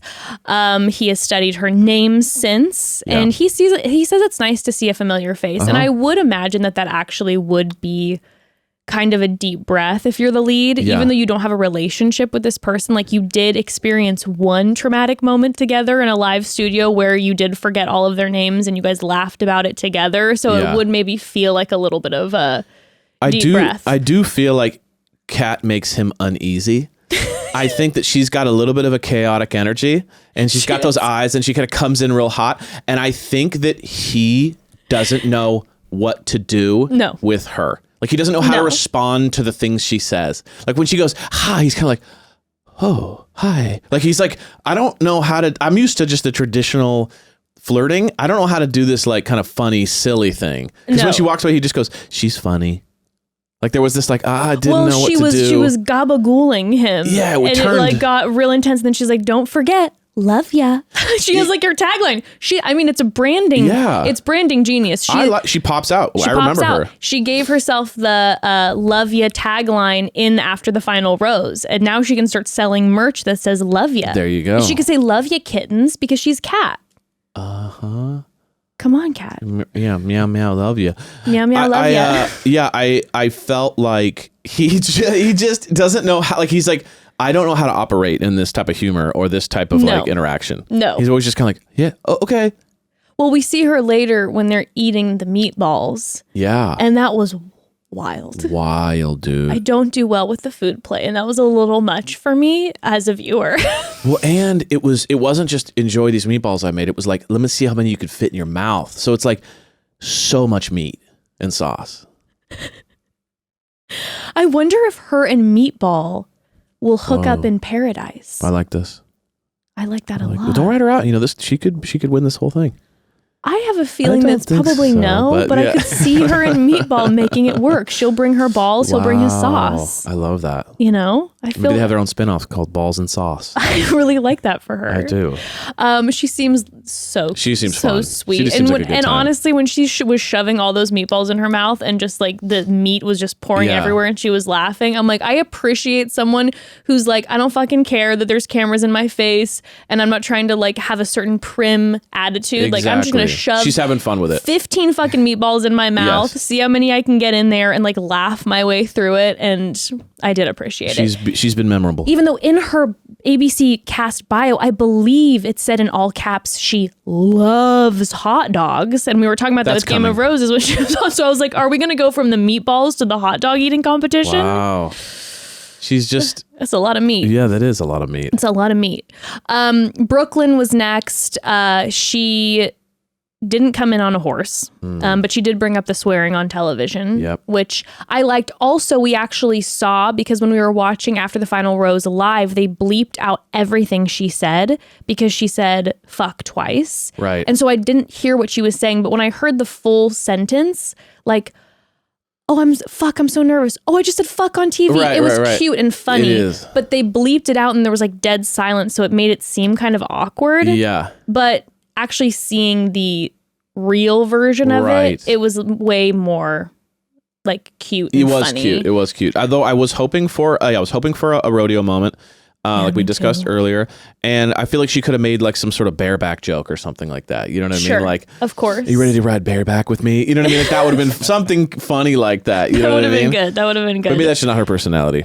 Well, Bailey is next. And Bailey, as we all remember, he called her Balin. Mm-hmm. Remember your daily Balin. And so she comes in wearing a name tag, which I thought was cute. Very cute. And he says, I really feel bad about it. And then she looks at him and she goes, do you though? And it was a high flirt intensity moment. And then out of nowhere, he fully leans in and kisses her. Out of nowhere. No, she didn't say, well, are you going to do something about it to make up for it? There was no like, even just kind of like set up for a kiss. No. It was literally just like, it was like he felt it was just like, whoa. It was like he felt uncomfortable that he was getting called out, and then he just was like, ooh, kiss. It felt like he blacked out for a second and just kissed her and then kind of woke up afterwards. 1,000%. But then he kind of said like, it's the least I could do kind of thing afterwards. And I was like, oh, maybe you did plan it. But the speed at which he kissed her was he came in at first awkward. Yes. And she was surprised. Yeah, I was like, oh, okay, nice. What I want to know is what she was going to say after that, or what her plans were, because when she set him up with a do you though, I feel like she maybe had a plan of something to say or do regardless of what he was saying, and then he just jumped in with a kiss. I was like, was her plan to dump Bailey's all over him or throw the drink in his face like we were really hoping for, and then he just cut it off with a kiss? It was I don't think anyone's ever done that before. Just like There's been entrance There's kiss, been boom. entrance kisses before, Initiated? but I believe it's typically always one of the contestants coming up to the lead and being like, I want you to remember me. I want to hear something to remember me by. Yes, Kiss kind of or thing. like, holding, not this, but like holding mistletoe and be like, look what I brought. Like Sure. where the contestant is initiating it, but I don't recall ever seeing a lead just without any like Well, as we see in a few minutes, big kiss guy. big kiss guy. Big kiss guy. Big kiss He loves guy. his smoochies. He does love his smoochies. Big kiss king. He's just like, everyone, come here. I believe I saw on Bachelor Data, the god that is Bachelor Data, that he has had the most kisses for a Bachelor In the night first one. step. Wow. Damn. He went in. He just really went in and tried to take that crown. He was like, "You think I'm boring?" Ah! He just opens his mouth to the camera. Ah! I was in a rock band and I'm a punk rocker. check out this public disturbance. Blah. Insane. Okay, so then next we had Katie. She had a funny line about like she opened his thing and she's like, "Well, everything looked is down. bigger in Texas." Yeah. It was funny. I That thought that was was good. funny. Genevieve, she oh my gosh, yes, she came in with that dress. She had that full model walk looking gorge. And she had like a moment where she was starting to forget her name. And so they were Yes. able to, he was able to have a moment where he was like, I did that too. Yeah. Which I think that is was good cute. for the Mhm. lead to have a moment where he was like, okay, I feel a little more confident. And I remember when I forgot my name. Exactly. I thought that was a good moment. Catherine, she's a nurse that specializes in dermatology. And so she asks if he wants to SPF her. Right. That was good. Now, the only thing I would have liked more is if they didn't use the spray on the face. If it would have been like, put a little sunscreen on my back, right? That would have been more of like a, because she's like, SPF sounds like a very like, like a Yeah, crude joke in a funny way. yeah. And then it was just like, she's like, like Just alcohol in your in the eyes. eyes, just like after like you have all your makeup on, Right. and it's just like your eyelashes are like melting, the Yeah, mascara is like yeah. melting into your I eyes. was like- It was like this was a bad choice. Yeah, you played yourself. But he immediately made a comment Yeah, about he was how vibing. stunning Catherine He is. was vibing. Because holy smokes, Catherine is shockingly beautiful. So that I believe Catherine will go yes. for quite a long way. Vanessa is next, like you said. She had the trumpeter and throwing beads. I liked that a lot. From Baton Rouge. I thought that was really fun. That was memorable. Kimberly has a little rhyme. Olivia has good luck pennies. TikTok Victoria, which I Yeah. will refer to her as. Kills it on. Yes, I loved Victoria's limo Yes. entrance. She gives me big like aspiring actress vibes. Yes. She yes. just, you living in LA, I just am like, yes. Yes, I know one of you. 1,000%. I Yes. know you. I know you, Victoria. TikTok Victoria. She was like, she says, I think that your voice is hot, so can you read this for me? And hands him a little script, and he says, like, that dress looks amazing on you. Yeah. That was funny. That was good. That was cute. It was quick, clean, and easy. Yes. And it worked. Yes. And yeah, it didn't like go on for too long. The prep work for it wasn't like, No. so I'm from here. It's always the and same. and it's like some long intro to like small payoff. That was good. Yes. That was good. Kylie, we barely saw it, but made me laugh so She's hard. like, it She was came almost in like with a a ring mega- announcer. She's like, She came with walking a- to the ring, it's 6'4". She had a megaphone. Handsome. She said, what did she say? Tall drink of water. Look at you, tall, 6'4", burly man. And Yeah, she was yeah, like yeah. She's slinking like- towards him. She made me laugh. Like, Yeah. Kylie is, and I said in the cast bio, I was like, I think she might be a crier, but is going to be like entertaining and fun. Yes. I don't know about the crier part now, but Kylie, I feel like we're going to fall in love with, is going to have Yes. great energy. Great energy. Again, bright purple dress Yes. comes in, boom, Pop. pops.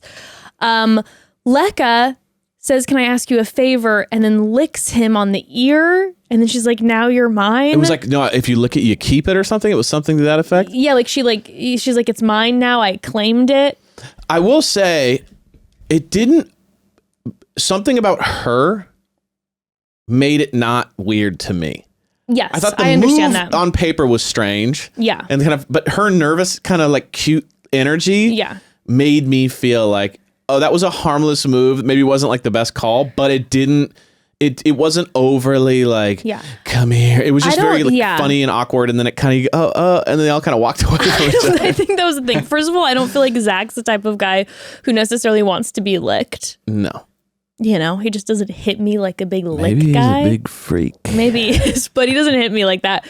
But it was just a little more like I didn't understand what was happening. So then it was super awkward. Like the layup didn't make any sense. Like, is that a thing? I don't think so. Oh, you know what? I guess it's like food, right? If you have food and someone says, "Can I have some of that?" and it's like, and then you lick it. And then you're like, but she said, "Can I ask you a favor?" And then leaned in and licked his ear. I don't know. It just didn't line up to me. So it made it like, like if she would have been like my favorite food, and like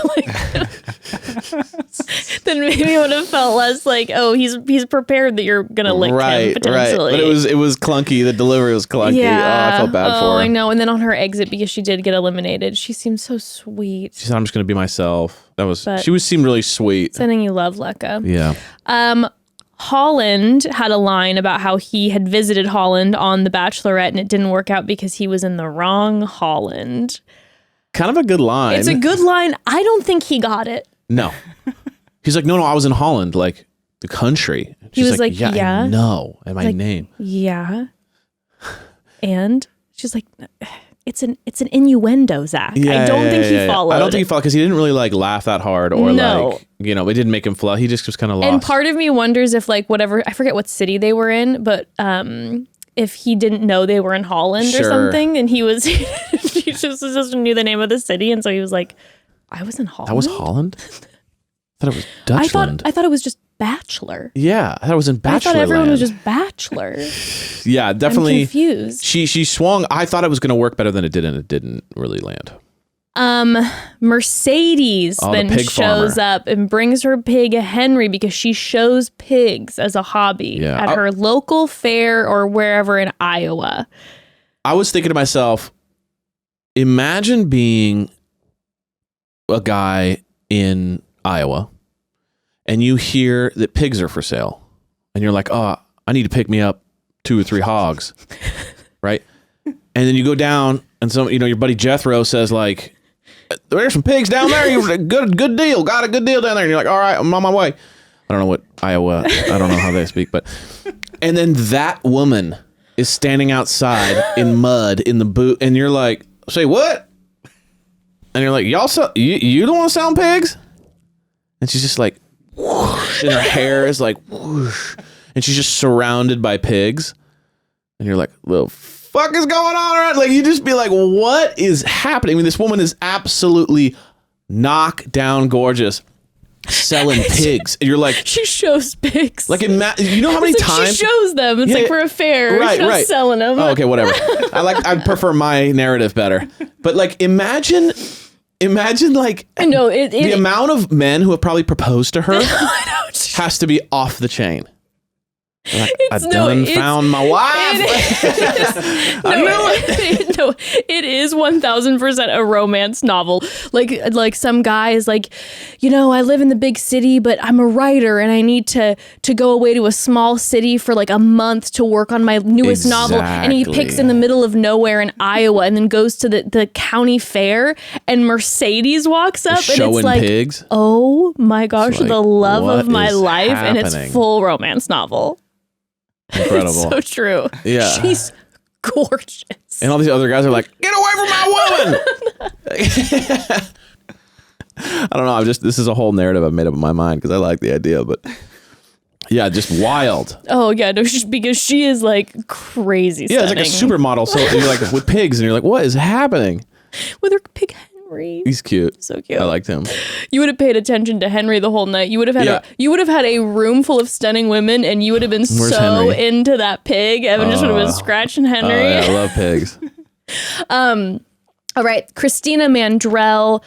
The famous Christina Mandrell, the family fame. She shows knows what up. She's doing. Yes, she shows up in a party dress or a party bus. She is wearing a party dress. Yes. Another like bright pink sequin. Bam, memorable dress. She says she's coming from her bachelorette party.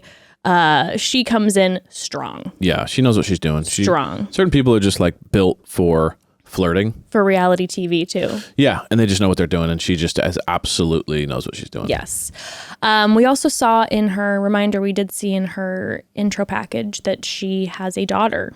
Yes, she has a daughter. So cute. Super cute together. They're little two peas in a They're pod. little twinsies. They're little twinsies, and they're really, really cute. It'll be interesting to see where Zach, Zach's young. He's 26. I know. I keep forgetting that. I was looking at some of these women, and I kept looking at Evan being like, some of these women, I'll talk about it specifically, but like Jess and Greer, I'm like, they look so young. Yeah. And then Evan reminded me this morning, he's like, Zach's 26. I'm like, I keep thinking Zach's 36. 100%. He's the oldest acting 26-year-old I've ever met in my life. It's also then the voice too. He's like, hello, I am Zach. I love family, football, and frozen pizza. And you're like, you're only 26. I call that the basic trinity. Family, football, like, again, it's another like public urination thing. It's like, it's not something you bring up because it's not enough of a thing to be. It's like, what? Like, that is not a thing to bring up. Like, it's the basic trinity. The basic trinity. I'm dead. Oh my God. Okay, from there, we had Sonia, Becca, Cara, Olivia, all of the rest came in, and it was just quick. We just saw a quick bam, brief, bam, bam. like, hello, hello, hello. And then Brianna shows up in that red ornate $1 million dress covered in roses. They knew what they were doing with that. Just looking literally like Miss America, just coming out absolutely stunning. She is confident. Now, she walked in and Christina was flustered by the fact that she received America's first impression rose and that Christina did not receive America's She's like, first. is this a setup? No, she literally was like, that was rigged. Oh, yeah, that's what it was. It was rigged. And I was like, no. Yeah, she got the first impression rose. What do you expect? Sorry, Christina. But she was in her head when she walked in. Yeah, because Christina had walked in and she is in this very glamorous pink sequin dress, and then Brianna walks in with a train and rose appliques. Made of rose. I mean, like, just, and it was like, and she was just like, I hate you. This is rigged, da-da-da. And like, I know she was joking, but it also had this energy to it where I was like, there might be drama. She also brought it up like multiple times too, because it was like, I think this is rigged. What's up with that? You look amazing in that dress. What is that dress? Oh, those are roses. And you have like it was. She kept kind of going in. You could tell she was kind of in her head about it. And she was trying to talk herself out There's of it. There's a little mind worm digging its way, And it might be one of those things that if Brianna and Zach do have a connection, then it might be more of a thing that continues. Christina versus Brianna. Potentially. The Royal Rumble. Everyone's talking about how beautiful everyone is because, wow, what a stunning cast we have. Yeah. And everyone's a little in their head. I mean, I can't imagine night one, 29 women around me, gorgeous. Yeah. I'd be sweating. Yeah. But Jesse then tells Zach, he's like, you better come in here before they come out and drag you into the mansion. And I was like, that I would like to see. Yeah. I would love to see first one to grab him and drag him by his, like, I don't even know, like jacket or something, gets a date. It's just like, yeah. They should start doing stuff like that. Someone has her teeth on his pant leg and is just like tearing it off. Ripping his hair out and he's like, ah. Brooklyn comes in, lassos him again. Drags him out with the horse. Everyone's like grabbing and she goes, yeah. And the horse goes, yeah. And it's very much like the Beauty and the Beast scene with Gaston. Okay, so I'll just say this. Let's do this. So inside the mansion, I feel like we were just having a lot of quick moments in the mansion. Yeah. There was a couple women that he had longer conversations with, and then the rose ceremony. So let's just go over those women because I feel like it very much focused on just a few women this episode. We barely saw most of the women. Like a lot of people didn't get barely saw more so than I feel like has ever happened. Mm-hmm. And it seemed that way as well because a lot of the women were talking at the end of the night that at least half of the cast was like, I never spoke to him. Yes. Which is insane. A lot. I would be raging. Right. Like you take so much time and you get there and you're prepping and you spend all this money on clothes and you're like, I don't even get 5 minutes to talk to him. Yes. This is bananas. Yes. Bananas. Probably because some people think that like the producers are going to come grab them and like usher them over, and some people are like more tenacious about it, I guess. But also a lot of it's producer involvement where the producer will take a specific woman and bring her over to Zach. Sure. So then you're trying to like talk to a producer and be like, hey, I haven't gotten time. Yeah, just. And the producer wants you to squirm. In 10 more minutes, you'll be good. In 10 more minutes. And then then it's 10 minutes, it never happens. And then it's 10 minutes, it never happens. And then you're living in a hellhole of brain torture. I trip out on the people that like auditioned for the show, spent like 6 weeks doing like 17 interviews, doing everything, showing up, sitting in a room with one glass of wine and then leaving and going home. Like what a weird experience that has to be. I've auditioned and gotten pretty far for some reality TV shows. Yes, you have. We'll talk about one of them in an upcoming episode here. But you do put a lot of, like, once you get, I think, past a certain point, there's a lot of info. You're doing doctor's visits, you're sending tons of info. That's what I'm saying. Like, it's a lot of work. It's a lot to get there. And then once you're in for a show like this, you're having to buy your own clothes, and look glam. Maybe quit your job. And then you don't even have 5 minutes to talk to the lead. You just sit down and leave. That's probably why people are really panicking, is because there's like a lot of sacrifice that goes into it, and they're just literally like turning around and leaving. I'd be crying in the corner for sure. So Catherine is the first to pull Zach after his speech about family football and frozen pizza. And they definitely have a strong first connection. He obviously thinks she's absolutely stunning. I foresee her as a power player. She was very calm, cool, and collected. Yeah. He talks about how her vibe is like, I think it was her vibe is getting me excited. And then he like corrects himself. Yeah. He's like, I'm excited about her. Yeah. That was one of the moments I really enjoyed. I'm like, okay, I see a little bit of a glimmer of that, that funny side. Katie is next. Now, Katie. She asks him a question. And I don't know if you noticed this. She asks him a question. She has her hand on his, like, the side of his arm. It's a good move. And she goes, so how are you doing? And she touches his arm and she keeps it there the entire time with like the deadlock eye contact hand and just like nod. I mean, it was a flirtation 10. Mm-hmm. I was taking notes. I was living for it, loving it. Katie has that like intoxicating stare too, where when she looks at you and you're kind of like, oh yeah, if I was on the other end of that stare with someone touching my arm, it's like she's a chemistry builder. Yeah, if Katie came up to me at the bar and like put her hand on my arm and was like, have you seen the bartender? I'd like lock eyes with her and I'd be like shaking. That's what I'm saying. I'm in love with you. She's pretty intoxicating. Yes. I could see him being like, he was kind of like blinded by it. Yes. She was a surprising one for me in yesterday's episode, or in Monday night's episode. And then they have a very gentle and intimate kiss. So she got the second kiss. Then he has his party bus moment with Christina M. Real makeout sesh there. Real makeout sesh. Proper makeout sesh. He got the first couple kisses in, and they were like sweet, nice kisses. And then they went full tongue, full French kiss. Full French. And Christina created her own Christina's compatibility test, where she drew the questions on note cards, which is such a mom move, and I love her for it. And they got everyone wrong. And everyone was wrong. She's like, mountains or beach? They say the opposite. 1, 2, 3. Mountains. Oh, she's fuck. like, why? But you like mountains, though. You're cool with mountains? He's like, yeah, I'm cool with mountains. Yeah, of course, I love mountains. And then she's just like, okay, dinos or dragons? 1, 2, 3. Dinos.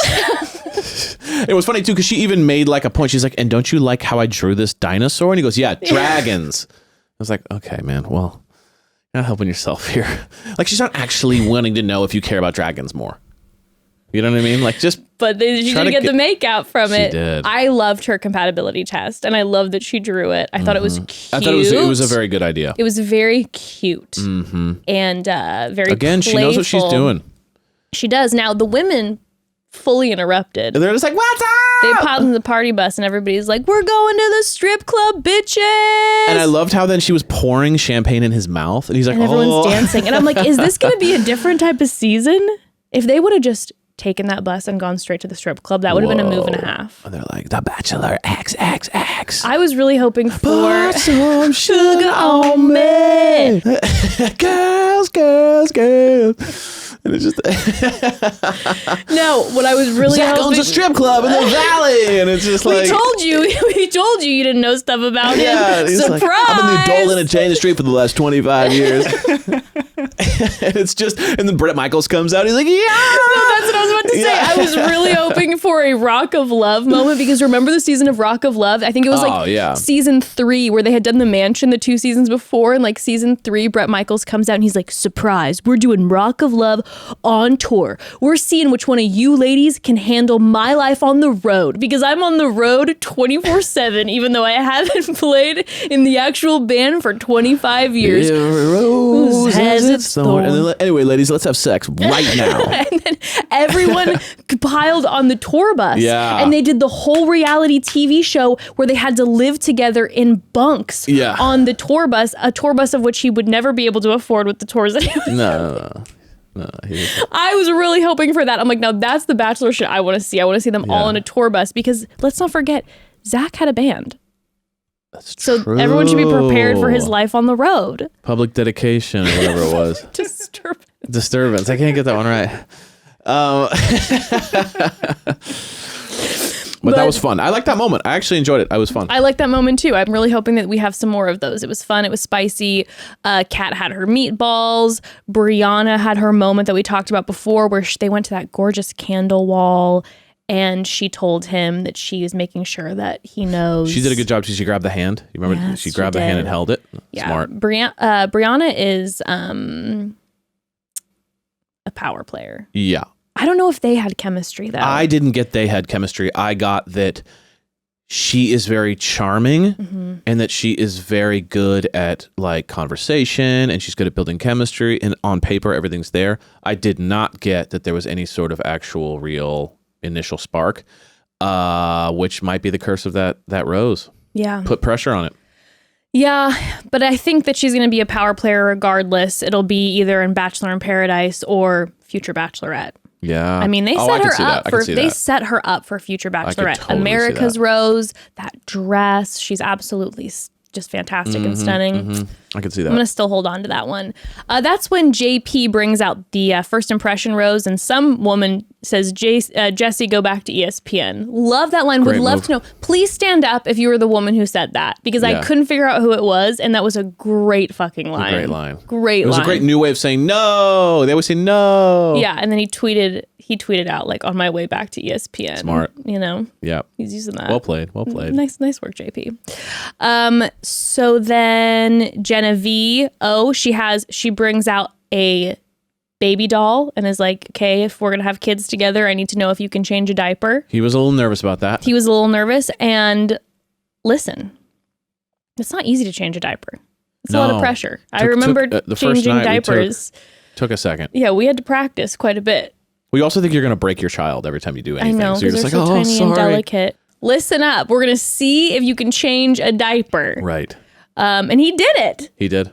He did it. He was even making jokes about the poop and stuff. He was like, it's gotten all over the place. No, it was like, okay, he said he wants to be a dad. And to his credit, he was able to change that diaper pretty fast. So, nice work.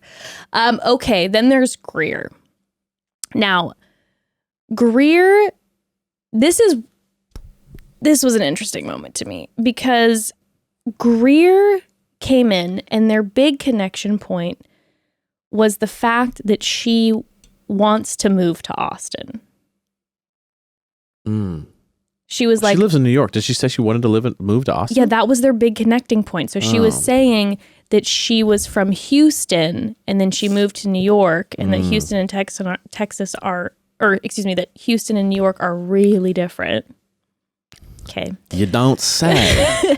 And then she's like, my end goal, and she's like, and I'm not saying this just because, it's you, but my end goal is Austin. And he was like, what? He's like, how's it even possible that we're here right now? This is happening. And I'm like, is this the connection point? Is that she wants to move to Austin? First of all, she doesn't live in Austin. There are numerous people who already live in Austin. Yeah. And the big connection point is that she will eventually want to move to Austin. And that's really what's pushing him. Like I on screen, I saw they had chemistry. I saw that they were vibing. He asked to kiss her. But I just felt like he had way more intense chemistry with a couple others. I was surprised. Here's kind of what I'm guessing. Mm-hmm.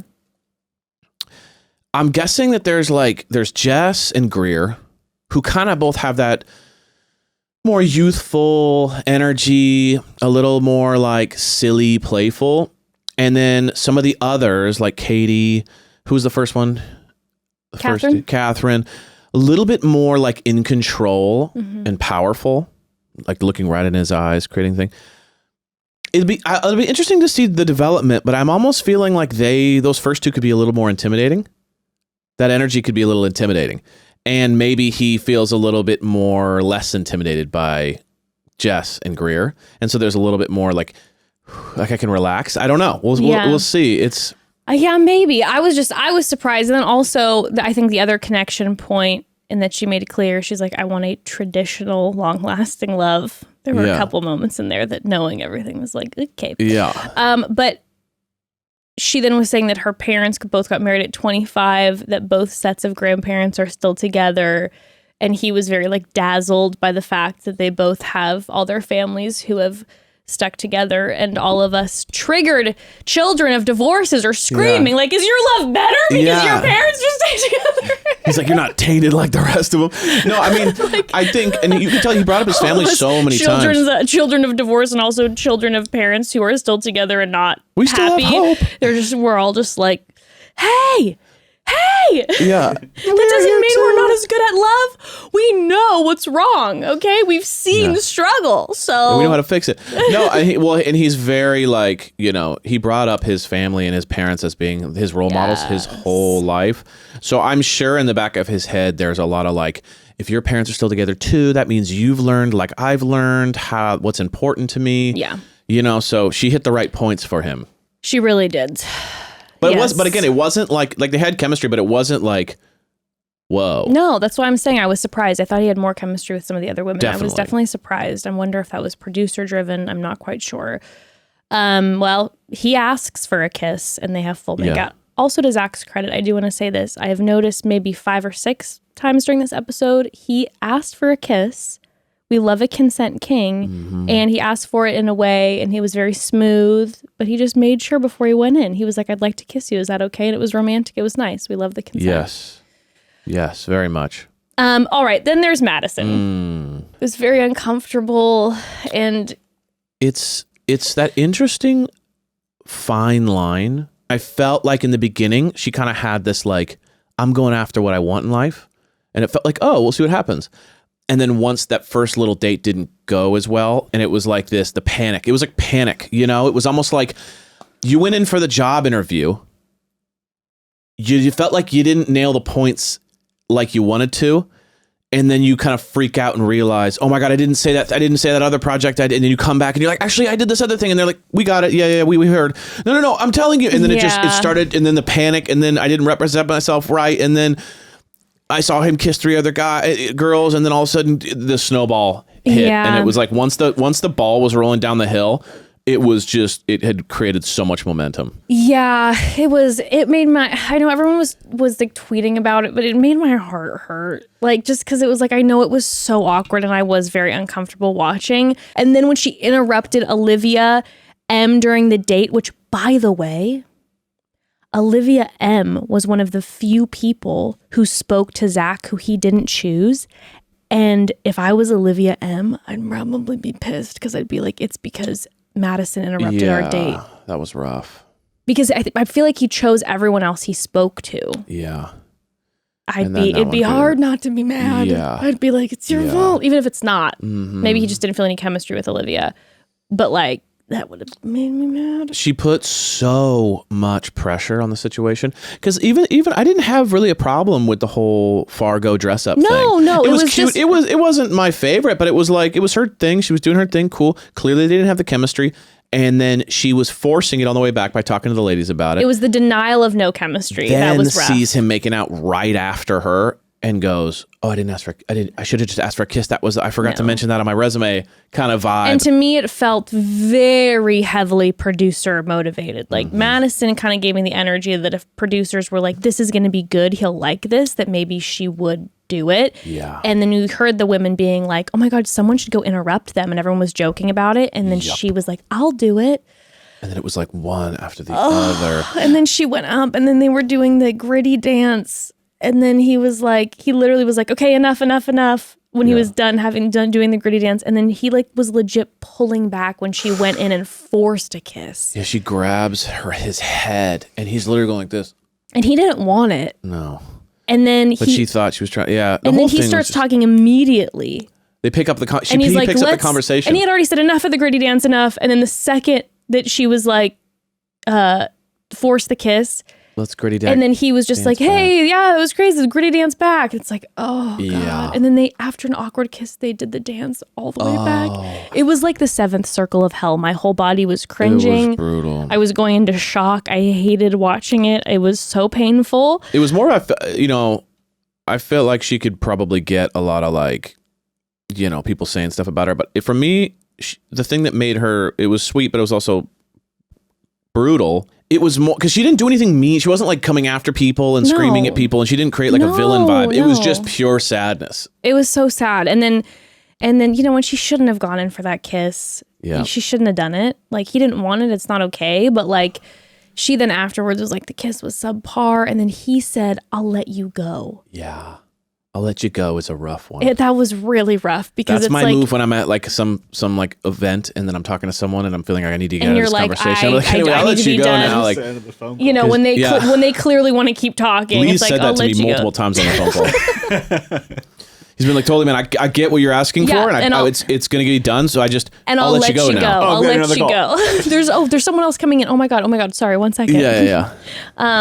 But yeah, and then Zach said he's like, that kiss did not sit well with me. Like, he was like disturbed by it, which I understand. And then she was embarrassed, and she was like, I want to be wanted. Now, what I'd like to note in the sadness of as this just like crumbled, Kimberly pulled Madison aside and was so sweet. Yes. And so she was giving her a pep talk, and she was like, remember, you are the prize, Madison. Like, you're here for you. Like, look at you. You're beautiful. Like, it's going to be okay. Like, you deserve to be loved. And don't forget yourself in this too. And she gave her like a really sweet pep talk when I think everyone else was kind of like, oh my gosh, did you see how awkward that was? Like, Kimberly pulled her aside and was being so sweet. I'm getting some serious good vibes from Kimberly. She was just genuine. A lot of people would have just been like, oh, thank God. Okay, one less we have to worry about. But she really took that time and had compassion. And also just be like, oh, I'm sorry to hear that. Like, she was giving her like some very solid advice. Yeah. Like, good she went advice. out there to take care of her. Yeah. She's sweet. I loved it. Well, tons of women are crying. They're not able to talk to him. But he does then chat with Charity. And like we said, Charity was fantastic. She talks to him about her career. He talks about how his mom is a teacher for children with disabilities, and they have, that through line together. He asks for her for a kiss. Yep. It went well. I really like her. Yeah. Jess, they kiss. She's her like nervous energy. They smooch. Yep. He then ends up giving Greer the first impression rose. I'm shocked. Yeah, well, I was definitely shocked by that. The women are shocked because at this point, again, half of the cast hasn't spoken to Zach. When he walks in and takes that rose, everyone's like bewildered. Maybe Zach's going to be a bit of a sleeper in that way. Like we're going to be thinking something's happening when it's not, or something else is. Because the fact that like I saw a couple of these other women, Katie being one of them, being like, oh, that was electric. Or Christina. It was like, I thought Christina might have gotten it. They had an electric moment. But maybe he's a little bit of a, like, you can't really tell, or they're cutting stuff out. I can't tell. He made a comment, said the conversation was easy. Well, that's then when Madison continues to be devastated. She wanted the first impression rose. She says she's brokenhearted. So she decides to make a move and say, fuck the rose ceremony. I'm not waiting while everyone else does this. And I'm going to go in and see... disrupts his conversation with Jesse and says, like, I don't want to force anything. I want to make sure that you want to be on this journey with me. And I'm sitting there going, Madison, this is way more awkward. If you just did the rose ceremony, there's going to be 9 other women eliminated. It won't be this feeling of humiliation. Like, it'll be this feeling of like, okay, like a third of the cast is getting sent home. You won't be singled out, but you pulling him aside and being like, hey, I just want to make sure. And then him sending you home is way more of a thing. And I felt bad. Unless she's a genius. And she goes, well, I'm not going to get this. It's true. So you know what I'm going to do is I'm going to make this thing so triple cringe that I will be guaranteed a spot on Paradise. That's very true. Because if I was a producer, I'd be like, gotta get her on Paradise. That's very true. She is going to have 4 of these meltdowns on the beach and think true. everyone's in love with her and that she's in love with everyone. And then every date she goes on, she thinks it's a husband. Perfect. Get her on. You know what? It wouldn't. I mean, she had so many moments on this episode. I wouldn't put it past like any sort of production to be like, hey, if you go out and talk to him right now, like if he doesn't choose you, like you're perfect for Paradise. Exactly. So and like I maybe promised her a little bit of. I think she guaranteed herself a spot. Yeah. Oh, you might not. Because they want that. Right. They want that. No, you're right. She you're probably is like right. premier Paradise personality. Yeah. No, you're right. A little unhinged. Yeah. On edge. Second guessing. I mean, that is premier. I think you're right. Material. I think you're right. Well, he said, I thank you for being here, but I'm going to have to let you go. I appreciated Zach doing that. Yeah, he was straight up about instead of just dragging it along, the fact that he was just like, no, it's a no, and had honestly the respect for her to say no to her face and just kind of let it be. But she walked away and, she didn't turn around and, I felt like she handled that part well. Yeah. And then in the van on the way out, she was just like, I gave up my whole life for this. What? And I'm like, well, but then at the same time, I'm like, oh my God, what if she did quit her job? Well, a lot of people do. That's what I'm saying. Yeah. So seeing people posting being like, gave up your whole life. And I'm like, well, maybe she quit her fucking job. I mean, maybe she had just gotten a job that life. was huge and then she ditched it. Oh, I hope not. I hope not. I mean, that makes me feel sad. She was also missing so many nails when she was crying. So I don't know if she was wearing stick-ons or acrylics, but it started off that she had all the nails and then she's crying after and like 4 out of her 5 nails were gone. And I'm like, what tussle happened that all of these nails are popping off? Maybe she swung at Zach and they cut that out. Oh my gosh. She's like, oh, he said you home. It's like, whoo. And they're like, we had to cut it out. And so they didn't show the... Oh my God. Well, we have the rose ceremony. Zach's like, you may notice that Madison's not here. All the women are like, who's Madison? Because it's night 1 and nobody knows anyone's name yet. And everyone's kind of like, Madison. It's like when he was making out with, I think, Greer, the girls were like, that girl. Yeah, they don't. Yeah, nobody knows each other yet. You're still getting to know each other. Seriously. It is bright outside. I would be horrified 7 a.m. with my makeup. I'm like, we started this at 7 p.m. and my makeup was meant for the nighttime, not for crusty in the morning. I am not happy about this. I would be pissed. Only 20 roses, so his roses go to Christina M. She gets the first rose. Charity, Bailey, Jess, Genevieve, Davia, Allie, Brooklyn, Katie, Anastasia, Kylie, Gabby, Catherine, Mercedes, Ariel, Victoria, Jay, Kimberly, and Kat. And then, of course, we have Brianna, who is there with America's First Impression Rose. And the rest of the women are sent home. I mean, man, he said goodbye to some beauties. That's for sure. Yep. Well, we then have a preview coming up that I have to say the preview did get me excited. Yes. I was feeling a little bit of excited. There's lots of tears, which makes me sad. Whenever you see someone sobbing on steps, means there's something. Yeah, but normally I like wild drama. The bawling drama screaming makes me sad. You mean screaming? Like, yeah. Will you fucking... Yeah, like I kind of wanted to see a woman screaming at Zach. Oh, I like that. Fuck you, Zach. Like that's what I would have loved to see. Not the crying, not the broken hearts. Well, this is the first episode. There's more previews to come. That's very true. They normally show a lot of their heavy cards in the first preview, but sometimes they surprise us. But then we see moments where like Zach saying he doesn't know if he believes Anastasia, someone saying they don't trust Jess, that she's manipulative, Brooklyn saying that Christina is spreading lies and trying to play the victim card. We hear Zach saying, I've caused pain and made mistakes, but I just hope at the end of this it's all worth it. We see him in tears, bawling, being like, I still love her. It might be too late. Whoa. I mean, it looks I love a good dramatic. Last minute leave. I know. A Power good move. Yes, it looks like I quit before you can fire me. It kind of thing. gave us the energy that there was a last minute leave and that he's chasing after her. Love that. Which we love. We love that. And then it doesn't work, and then he tries to go back with this. He's like, so anyway, where were we? Yeah. And they're like, what? So that was the first episode. First one. We did it. Okay, now before we get into our call home segment, I do want to make sure we have a special moment with a special guest. Now, this is somebody who knows reality TV, especially love reality, romantic reality TV, relationship reality TV so well on and off the camera. Yeah, both sides. We are going to have Mark Walberg hop Oh. on here right now. Mark Walberg, if you do not know, he's my dad. He's my godfather. We want him to adopt us. Mark Walberg is the host of Temptation Island, which is a fantastic reality TV show. And we've said this many times before.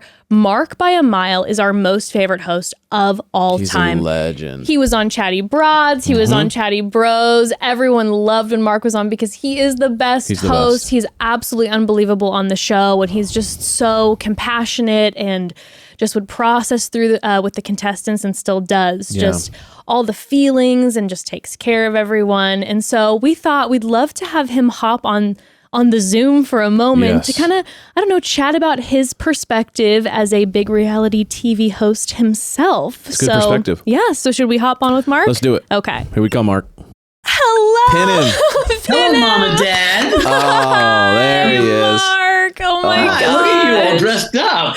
You know what? It's the night one recap of the first episode of The Bachelor. So I'm like, we got to look a little bit sharp. We got to look And, snazzy. I kind of love and hate you because I'm on. I watched the whole episode. I don't think I've ever watched The Bachelor before. It was like my girls love it, but I've never watched it. Oh, you Oh my watched gosh, okay. it. Look at you. I wasn't even expecting that. I know, Mark, the do my homework. Wow, what a guy. Straight A student. Dang. What did you think about it, first episode? Well, first of all, hi and congratulations. Yeah. Thank you. Thank you. Thank you. And I miss you Mark. both. And I miss I you am so now much. I am now Ember's biggest fan, I think. Oh, you just are the sweetest. I mean, you always just send me the kindest messages, and we just from the day. Well, first of all, from the first moment we saw you on Temptation Island as the host, we were like, we're obsessed. And then the day we met you, we're like, we love Mark Walberg Yes. forever. Well, thank you. It's a whole other conversation. I talked to Evan about that when I was on their podcast. I felt like I talked too much when I saw you first time, but it's done. Let that be done. No way, I loved talk. it. It was perfect. And yeah, okay. So I watched a full episode of The Bachelor. Wow. Granted, I was doing other things, so there may be moments where I zoned out. But I even tweeted about it today, which I'm sure is going to cause a shitstorm. What did you say? Well, I said, I wish there was a portal as girls get voted off or don't, get eliminated, a portal straight to my bonfire so that I can talk to them. Like Madison, I needed to talk to her. Oh my goodness. Okay, yeah, Mark, what would you have said to Madison? Because one of our favorite things about you on Temptation Island is because you are our most favorite host because of the conversations that you have. I think just so many of us as viewers have walked away from that show like being so motivated, and it's touched our lives and personal experiences we've all had. But then you see on your show just the love and care that is handled with the contestants during Bonfire. So what would you have said to Madison? Well, I mean, the easy thing for viewers to say is, what the hell, girl? Yeah. I mean, you interrupted 3 times. You're. That's not what I would have said. That's what I would have said. Just kidding. The viewer in me is like, girl, you've got to read the room. Slow down. Yes. But the me in me wants to say to her, 2 things. One is, where's your self-worth in this? And I really like to talk to her about what is her payoff for diving into false drama, like creating drama around her. What's her payoff in that? Like, how does that make her feel at the end of the day? And there's my phrase. I just felt bad for her because it's like you have your first impression. You're not going to go in 3 times to try to get the first impression rose. Yeah. Otherwise, that's an oxymoron, right? And if you're not getting it, going back and begging for it, that's like when people come on my show and say, if he doesn't give me a ring by this time, it's over. And I'm like, but have you played out what that ultimatum, if you give the ultimatum and you get it that way, that's an empty win. Right.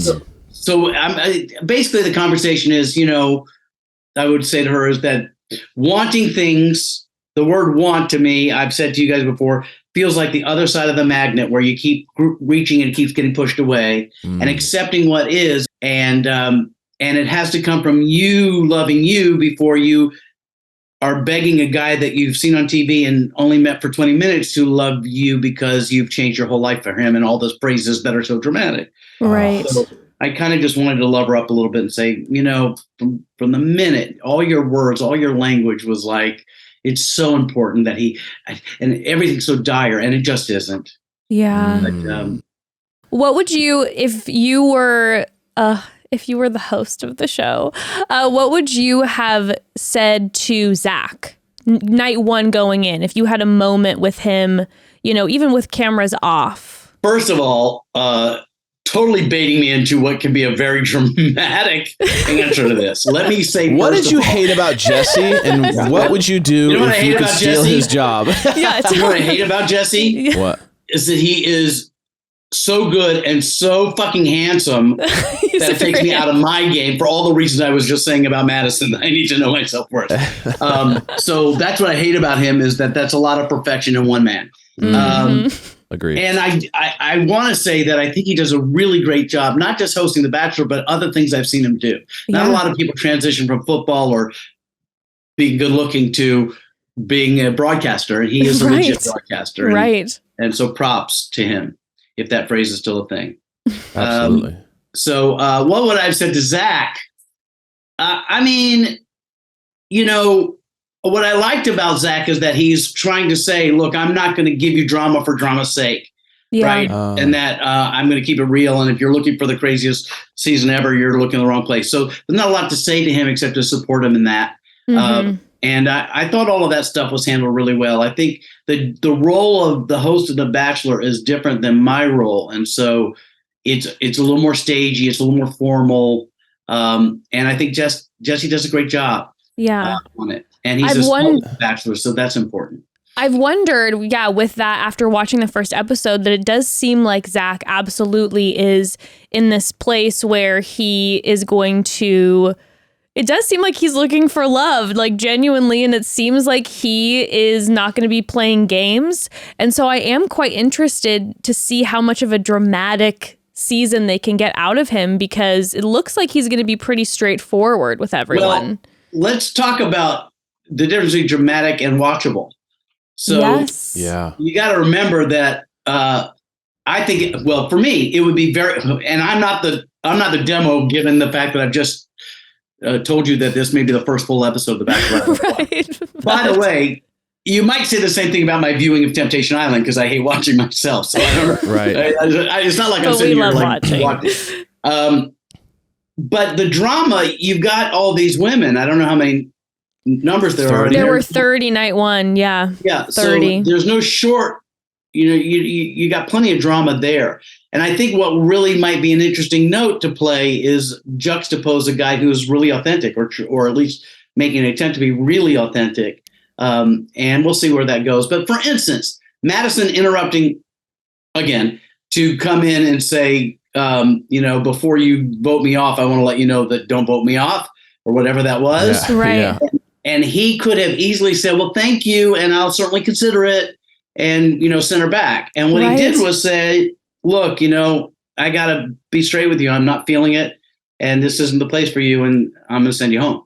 So I don't know how much of that is produced and how much it isn't, but I thought that was actually, if we were going to project on it life lessons, I thought that was a really good model of being straight with somebody and trusting that they're strong enough to handle it. And it's much kinder to be honest, I think.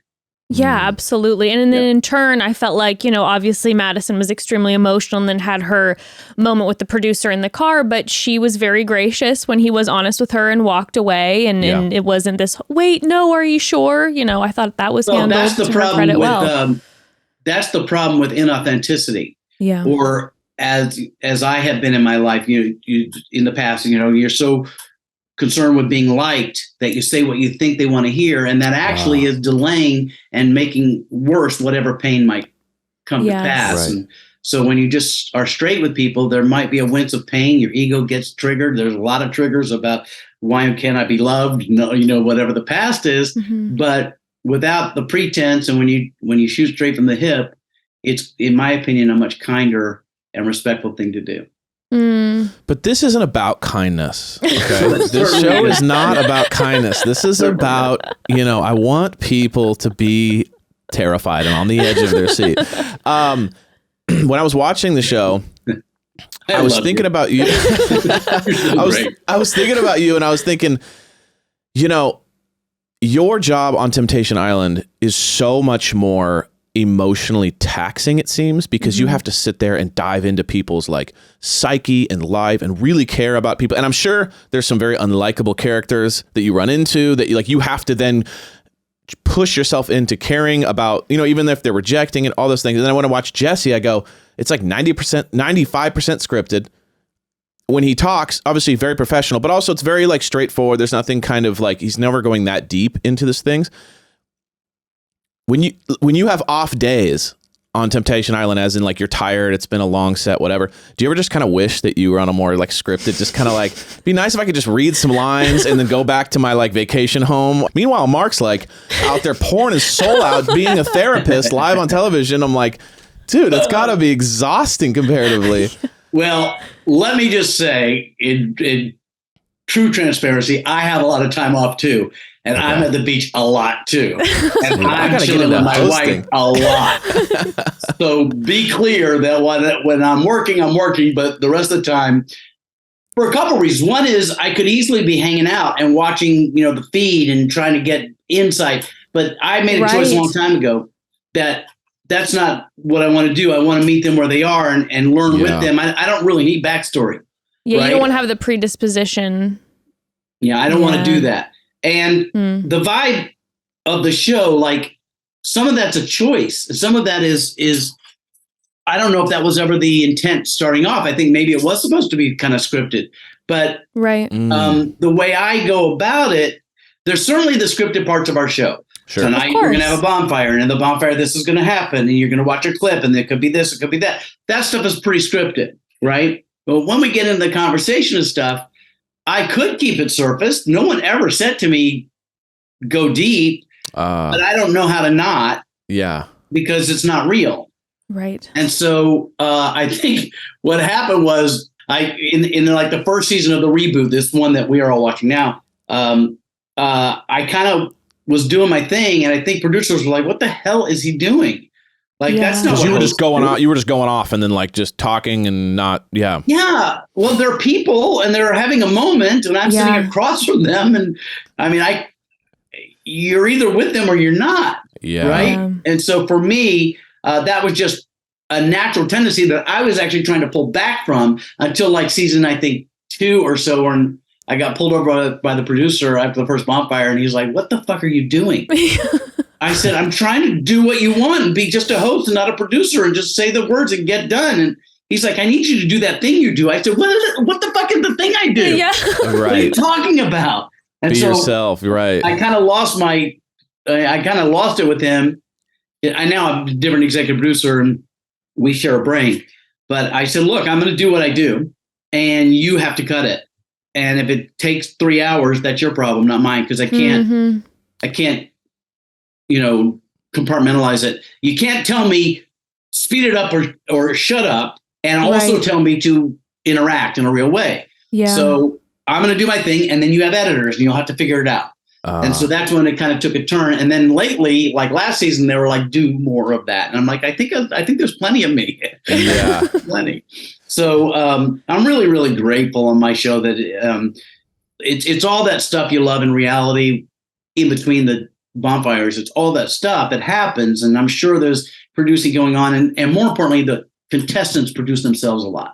And you see it on The Bachelor too. You're constantly trying to come up with shtick to keep you in the story. Yeah, of course. When it comes to the bonfire stuff, it's very organic, man. And so for me, it's just about caring about them and having a real conversation. Well, you kind of answered the question that I was going to ask you, which was, do you have favorites? But like, I was thinking of, like you were saying, I intentionally don't watch and don't kind of analyze it for that reason, because something I do notice you do, which is very interesting, and I don't think I could do, which is, all these shows have kind of innate villains in them, right? Someone like in Temptation Island, it's like cheats or like lies to their partner and then does something completely different, right? Like there are moments where you're like, that person's really being a villain or treating this other person with like a lot of disrespect. And I notice you never come into those conversations with a loaded gun. There's never like a, what do you have to say for yourself? You generally kind of seem to come at it from like a, hey, how you doing? Where's your head? And it seems to kind of make, it turns this person into a human. Thank you. And my answer to that is, first of all, we all, by the way, all of us in life can choose how we relate to people. Once we take judgment out of it, we get to choose how we relate to them, good or bad, right? Not everybody's our kind of vibe, but we can accept them for who they are. I keep saying meet them where they are. So where I try to have a backbone is when I have to question, there's a phrase I use a lot, what their come from is. Okay. Where are you coming from? Yeah. Like, I don't care. Who am I to judge you about how many people you sleep with at one time and what you said and how you drink or whatever bullshit you're running.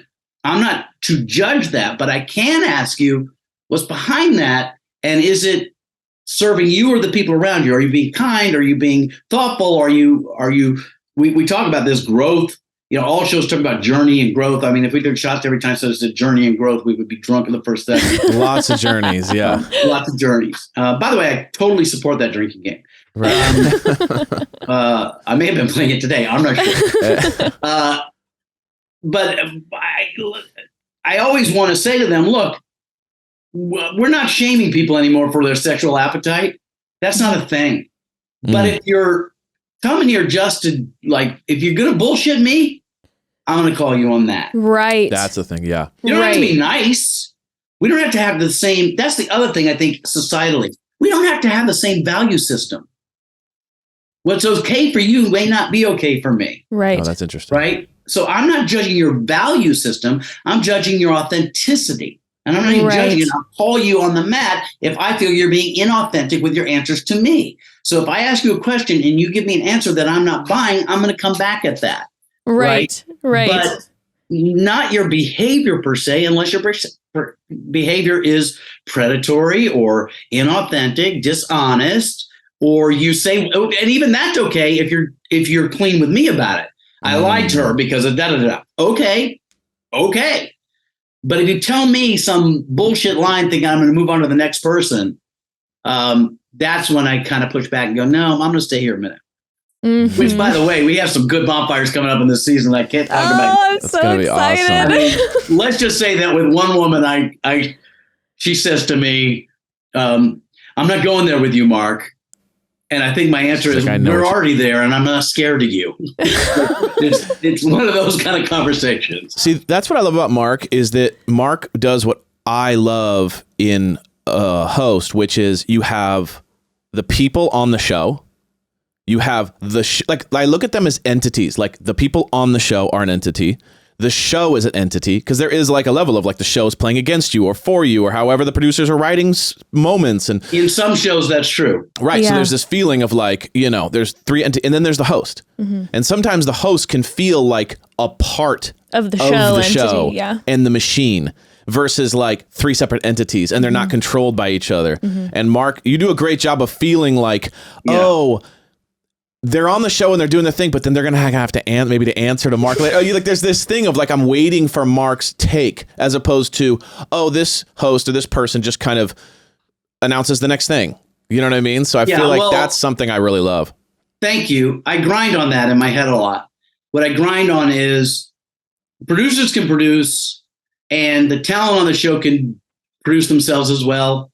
And they can do what they want. I want nothing to do with that. Right. Mm-hmm. Right. I don't.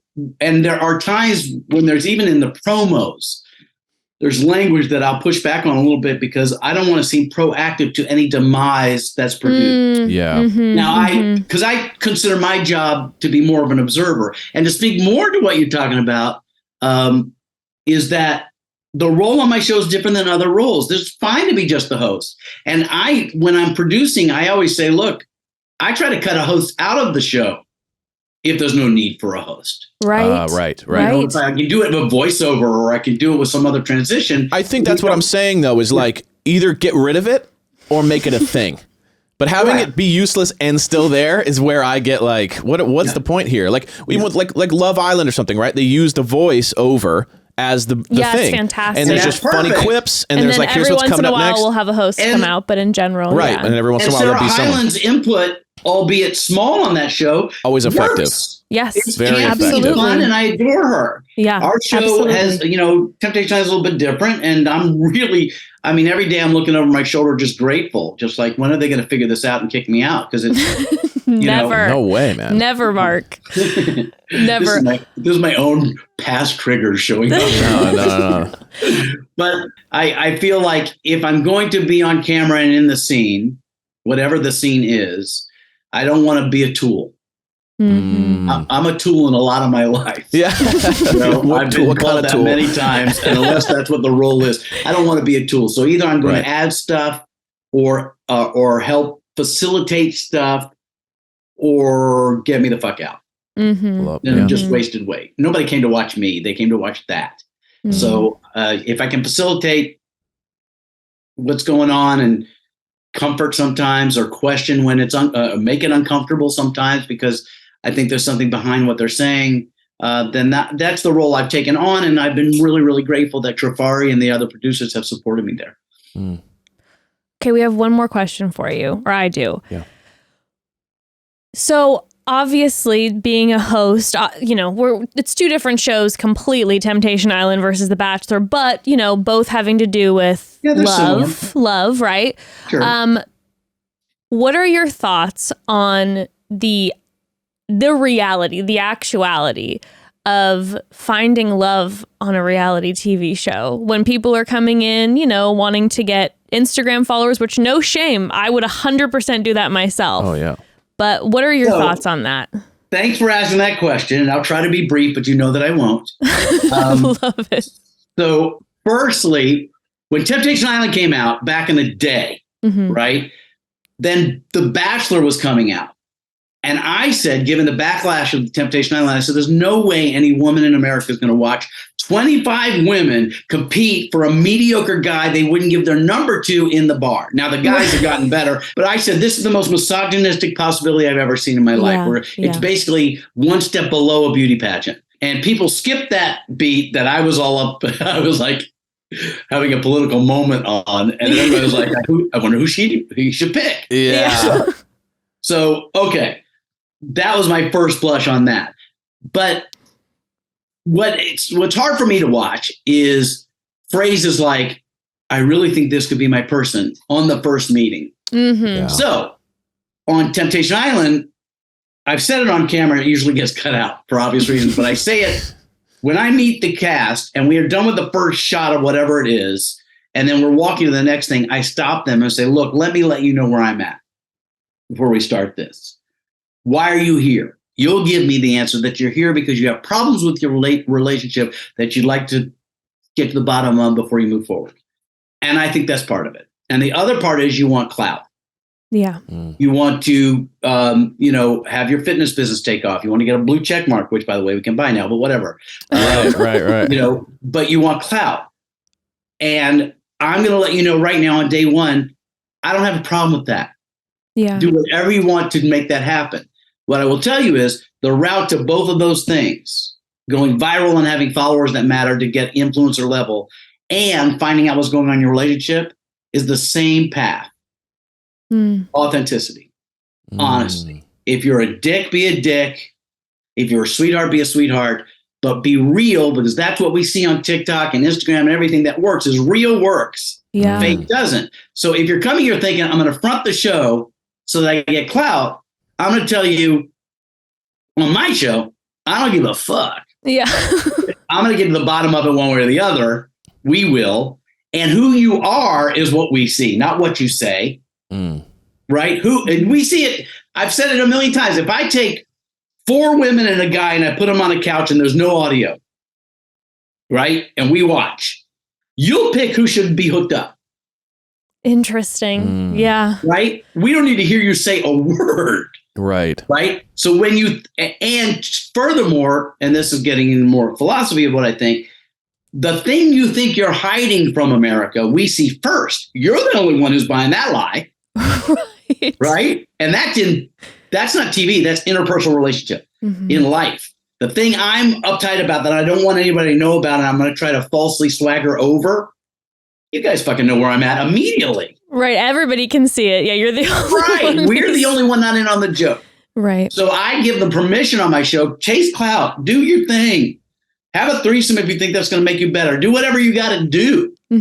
But when you get down to the end of this, the clout and the answers all come in being real. So, okay. And other shows, I think other shows like to feed the lines and like to, massage the storylines a little bit. And that's fun too. Remember, it's TV. Right.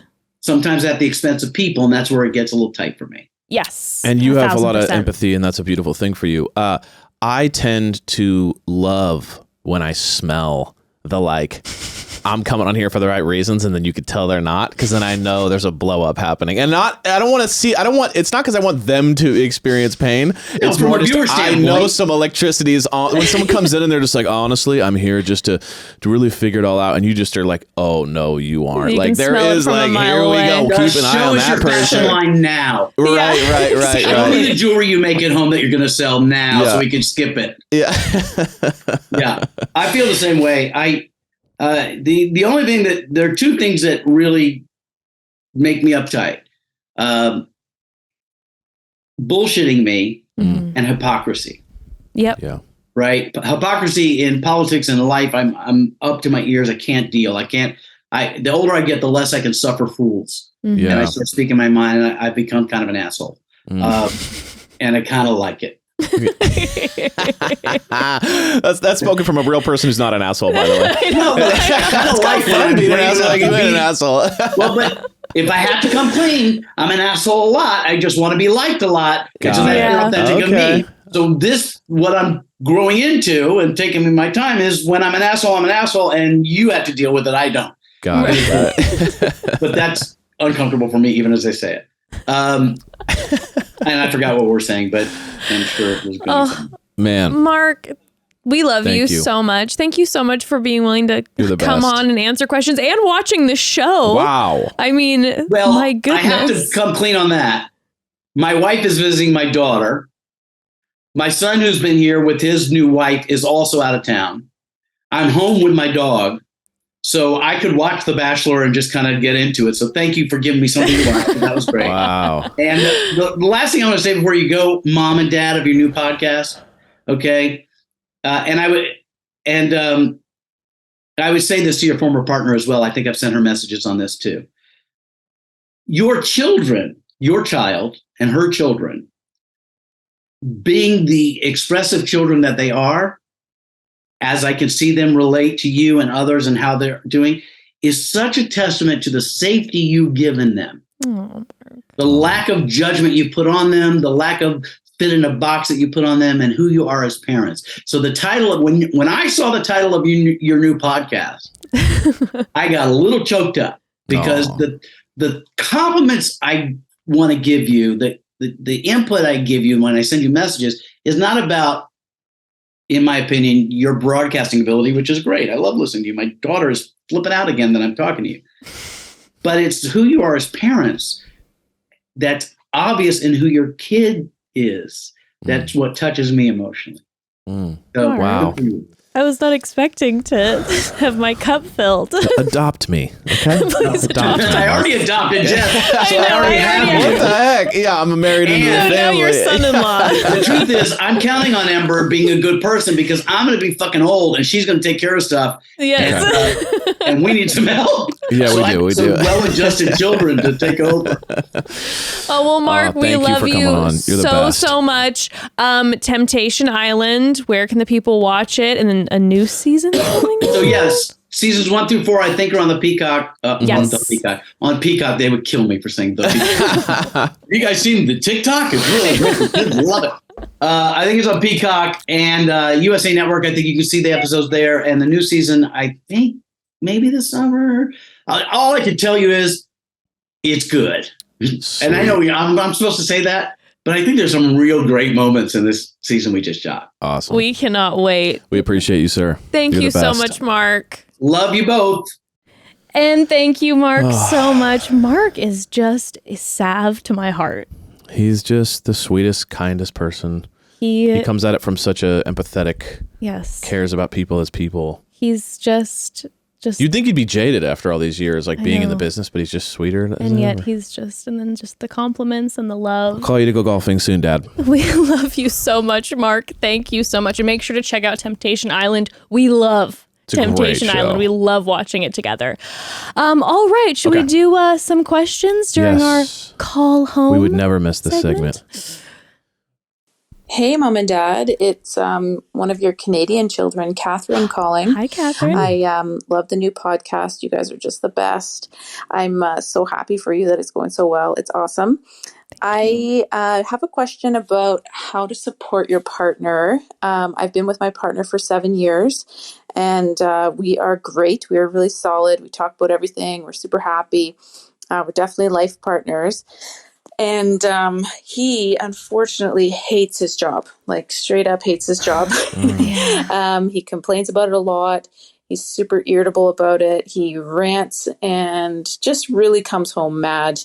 I've talked to him about changing jobs and he seems to really shut down. I've talked to him about changing careers entirely. We could totally do that. We have some flexibility in our finances. He could go back to school, but he just kind of like doesn't have any ideas of what he'd like to do. And he gets kind of, he just shuts down when I try and talk about it. I sent him job postings sometimes and he's just like, doesn't apply on them. There's just kind of no movement there. So I don't really know how to support him. And it's been 3 years he's in this job, but he's complained about it for about 1.5 years, and it'd be nice if that ended. Sure. So open to advice. Thanks so much, guys. Bye. Thank you, Catherine. Okay, I have... Also, I miss my Canadian friends, and I love to hear a boot every once in a while. I know, so I love it. I love it. Catherine, I have some thoughts about this one for sure. A few things. Number one, can completely understand, just as a partner too, in Catherine, in your position where you're hearing your partner complaining all the time. And number one, that's a lot to take on.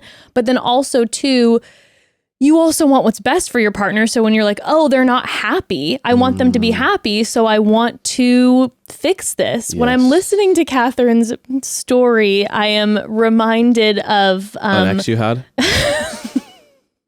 No, I'm reminded of us, honestly, before the podcast.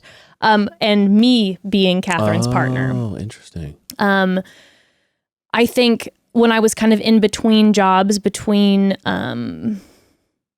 wardrobe styling and then podcasting, I would try to like start things here and there and was doing a lot of stay-at-home mom stuff, but I was trying to start things and I wasn't happy with where we were living and all that. And I felt like I was doing a lot of complaining at you all the time because I was feeling like very frustrated. And I know a lot of times that you then trying to be a supportive partner like Catherine would be like, okay, well, let's fix this. Like, let's talk about other work options that you might have. Let's talk about if we relocated, like what that would actually look like and like timelines. And I know every time you would bring it up, typically I would get more frustrated and shut down, which then of course caused tension because you're trying to be a supportive partner. And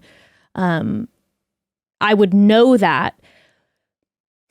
But I would say this. Why did it trigger you?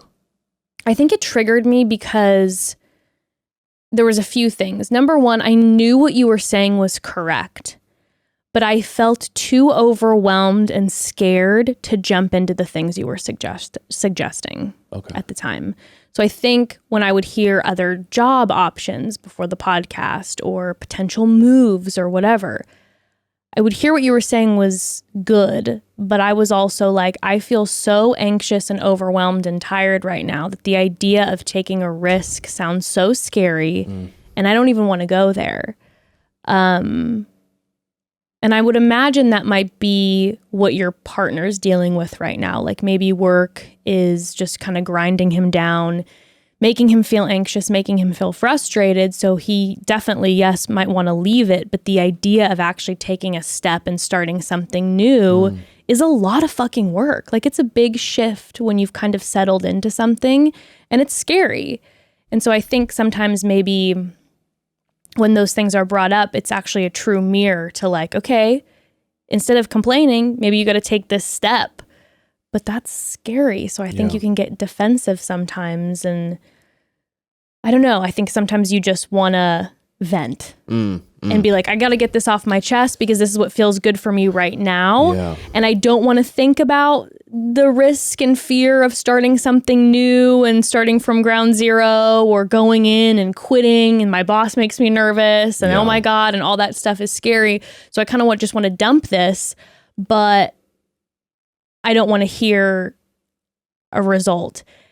And I think it's kind of tough because I think there's two sides to it. Number one, I think after a certain amount of time, like you said, Catherine, it's been like 1.5 years, what's probably best for your partner is to take action. Was it 3 years in the job, 1.5 years of hating it? Is that what it was? Yeah. I think it's best for your partner to take action. And it's probably just a lot for you to then hear that all the time. It's tiring for sure. It's an interesting thing. I think that usually if you hate your job and you're depressed about it, number one, it's usually a symptom of not just the job, right? Because it's like there's other stuff going on in him that's making him feel depressed, as opposed to like if you don't like something, you just change it. Right? Yeah. You don't think about it too much. There's It's just maybe like, some oh, I anxiety. don't like that food. I'm not going to go to that restaurant anymore. Yeah. It's more than that. I think a lot of that is rooted in anxiety. Anxiety. Yeah. But I would venture, all I can speak from is just being a married guy who's gone through my ups and downs. My guess would be he feels uninspired, complacent, maybe insecure that he's not where he wants to be. You know, he's like, there's a lot going on there. And he's talking to his wife, and his wife's like happy. His partner, yeah. Oh yeah, he's talking to his partner, who's like happy in what they're doing, and maybe doing a great job and feeling inspired. And then he's looking at himself, being like, I have none of those things. There's a lot of like insecurities that can creep in. My thing would be, you can't solve those things for him. And if anything, I think if you talk about it too much, it's going to make it worse. I think the move is you got to get him inspired again. And I think the job will come. I don't think it's as simple as just like find a new job. I think he's probably going through more stuff. And so I'm a big fan of like, shake up your life a little bit. Start doing things you're not used to doing. Go on little adventures. I don't even know. I mean, it could be anything from like maybe having Catherine plan like, oh, we're going to go do this together. Yeah, reignite some, like what makes him excited in life? What are the few things that make him kind of like jump with excitement and make him feel inspired and give him that, like I'm not going to assume, but I bet he's low energy right now. I bet he's kind of, no, I'm just going to stay home and watch the game. I don't want to go out with my friends. I bet there's a low energy vibe going on. You got to restart it through things that he likes. So my thing would be like, instead of encouraging new jobs, resume, that's stress. That's anxiety. I would say he always liked to go diving. He always liked to go hiking. He always liked to go snowboarding. Like get the blood pumping mentally and physically. Get out, get inspired. Yeah. You can't be inspired sitting at your couch thinking about how much you hate your life. No, you're right. Because I do know that the big shift, I would say for us, was I think you went from being like, I'm going to help you fix it and giving me all these options, to all of a sudden you kind of shifted gears and it was a little bit like, hey babe, like go out tonight with your friends. Like I got Ember, you spend the night. And then would like encourage me to like plan a slumber party with my girlfriends. And all of a sudden I was going out and I was meeting more people and I was feeling excited about life. And then that motivated me to be creative and inspired and confident when I was feeling really insecure and low. Exactly. For sure. Yeah. And I think when you're inspired and the blood's pumping, you won't take a job you might hate.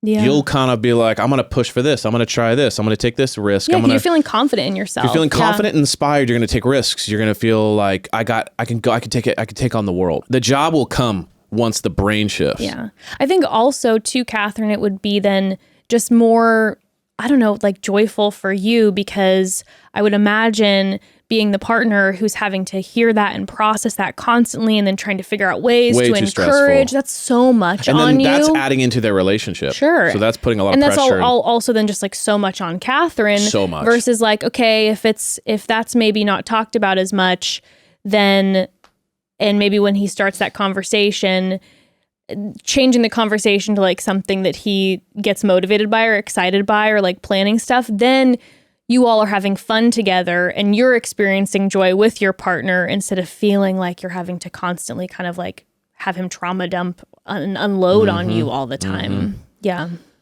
Yeah. It's not, I feel like it never comes from actually just dealing with the actual thing. It's always like there's a lot of things feeding into why it's like a symptom versus like the actual underlying cause.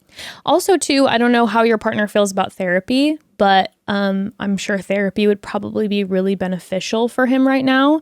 And if you want to maybe motivate that, I know sometimes when you as a partner steps into something, then the other person feels motivated. So if you're not maybe currently with a therapist, never hurts to do therapy, you know, even if you're feeling good. It changed my life. So maybe if you're not with a therapist right now, or if you are, you can maybe talk about it a little bit more and like, oh, my therapist changed my life so much in this way and this was so helpful, and maybe it would help motivate him to be interested in maybe seeking therapy out for himself. Because I've had my times when I was kind of, I don't want to say moping, but moping. You know what I mean? And feeling uninspired about my life and frustrated and not doing anything about it. And it was never the thing I was doing that made me feel that way. I mean, you can hate your job, but it's usually because something's going on in your life. A couple things are going on in your life that are making you feel that way. Totally. And then everything else suffers because of it. Yeah, absolutely. Well, Catherine, sending you so much love. Yeah, good luck. And love to your partner as well. Absolutely. Yeah. One more? One more. Let's do one more. Hi, Jess and Evan. I just wanted to say that I love your podcast. I feel like you both together remind me a lot of me and my boyfriend in terms of your personalities and your interests and stuff that you like. But I wanted to ask, so my boyfriend and I, we've been together for about 6 years now, and we are moving in together into our first place this week, actually. But I wanted to see what advice you had about just things to be aware of, or maybe things to do, or things you wish that you knew before moving in together for the first time. Any advice you have, I would really appreciate it. Thanks. Bye. Yes, absolutely. Congratulations, first of all. Okay. I would say, I know you're moving in like soon, so I don't know if this is coming in time, but I think having conversations before you're actually in the place together is great if you can, to kind of get things on the table so that you're not like in the heat of the moment dealing with new frustrations or things you didn't know about the other person or certain boundaries that you have, and then you're doing it in the moment. That can cause a little bit of tension. So I definitely think if you're able to have those conversations either before you move in, or if you have those conversations, sometimes it's nice to have them out of the house, like at dinner.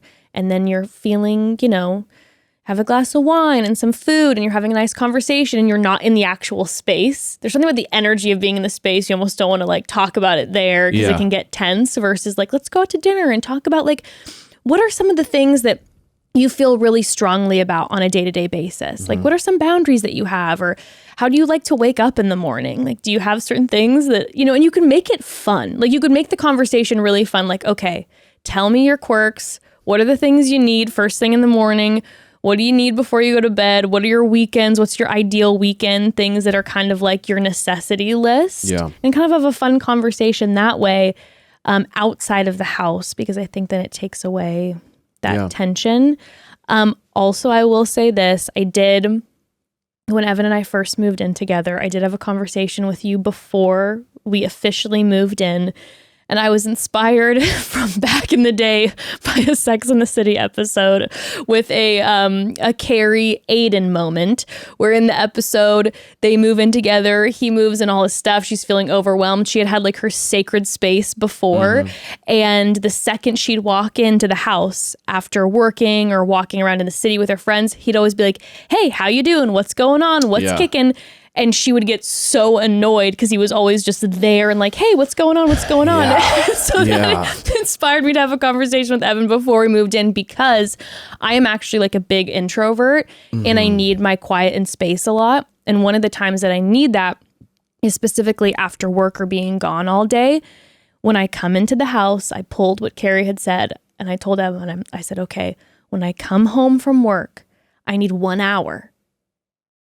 where we don't talk. Just chill. And you can see me, we do a little kiss, and then I go into the bedroom, I'm alone, or I go into my bath, I'm alone, and I need that space. Yes. Or else I might get irritable. I need that. Yeah. Like, it's necessary for me. I don't even know what I'm going to be fucking doing during that hour. I might be watching TV, I might be taking a bath. Like, I don't know and I don't care because I need that to cool down, or else you're going to get an agitated version of me that's going to get annoyed. Yeah. And so we talked about that before. And when we moved in, it made it a lot simpler because you weren't taking it personally. Like, you knew right away that that's what I needed. So if you'd be home when I came home from work, you'd give me a kiss and then I'd walk away into the bedroom and disappear for, sometimes it was only 10 minutes. Sometimes I only needed 10 minutes, but I was like an hour. Right. You know? Yeah, I mean, I agree wholeheartedly. I think you guys have been together long enough to where you guys know probably a lot of your isms. I'm sure you've spent weeks at his house. He's spent weeks at your place. My agreeing with everything Jess said, my only comment would be don't try, I would say try and replicate your dating life early on while living together. Then slowly let the new thing form. But don't go from like now dinners and lunches and everything's together and like now all my weekends are spent with you, and like that can really rattle. Some people are like ready for that, and then some people are like, whoa, I'm rattled. And some people never want that. Exactly. But there's always kind of one person that's like really excited about the idea of spending tons of time together, and one person being like, I want you to live with me, but I'm also like love my thing. Yeah, and I like maybe being a little more introverted. So yeah, I would say that whoever that person is, don't be offended by the, hey, I actually want to go golf with my friends today instead, or I want to go with my friends to brunch, or whatever it is, instead of, wait, well, you don't want to spend it with me? We live together now. I thought this was gonna be different. All that stuff. It's like, I would say replicate your dating life as close as you can while living together, then let it slowly mold. But jumping right in and then wanting a radical life change, I think that is a recipe for like a lot of frustration. I think that's a great advice. I also think the replicating your dating into moving in can like continue on honestly for forever, because I do feel like it is a good foundation to have. Like, just because we're moving in together doesn't mean that like date nights go away. Yeah. And doesn't mean that like alone time and private time go away. Because I think when everything is just melded together and it just becomes the norm, people stop appreciating each other because it just becomes day to day. Don't become like an old, married couple right away. Right. Let it naturally become that. And thing. I think it even just sets the foundation then for how your relationship is patterned for the rest of your life together, like to a certain degree, where it's like, okay, if we're going to keep the dating patterns, that means that like, I always have my specific night with this friend on Thursdays. And, on this day, I like to watch my show and be alone. And you go to this on this day. And, on Saturday, we always have a date night. And so it still keeps like that mystery and that independence going, which I think is really important. Even if, honestly, in my personal opinion, maybe people would disagree with me, but even if you don't want that, even if you're like, no, both of us want to spend time, even if both of you want to be together 24/7, I think ultimately people get burnt out and maybe don't appreciate the other person as much. Yeah. I think it's good to kind of keep that mystery a little bit and that independence. Closing argument.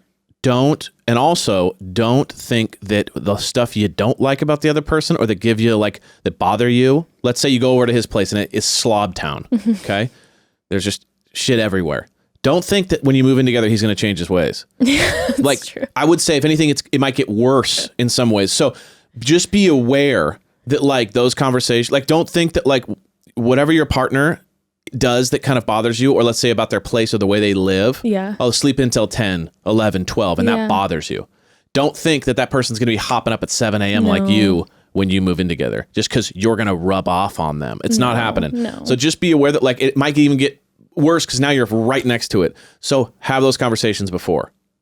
Because a lot of times people think that like when you move in together, when you get married, whatever, those things will just fix that. It's like, no, they won't a lot of times. So you need to have those conversations and work through them. Yeah. Because it can be a lot of pressure when you move in. You think everything's going to be different now. It's like, oof. Yeah. And I think maybe for the first few months it can be like everyone's a little cleaner. Exactly. Everyone's a little more like on edge. And it's like, I want to impress them. And then eventually like, you do what you do because you're human and you're going to be in your comfort zone. So there can't be enough communication before.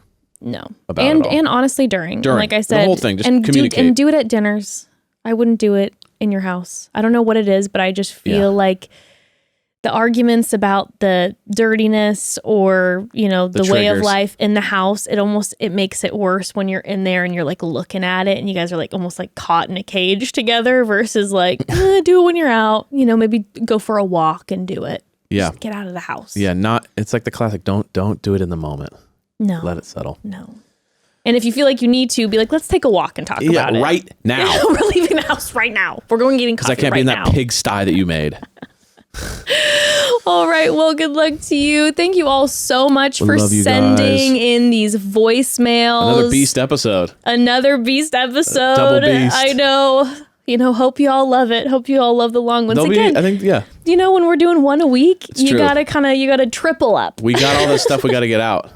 You gotta triple up. Well, we love you, family. Yes. Remember, your mom and dad are here for you, and we are the family. The and family. we will protect each other, and we will love each other. How you doing? And we will dive into this upcoming season of Zach's Bachelor-ness together. And I can't wait for next week. Yes. We love you so much. Love you. Bye, the fam. Bye.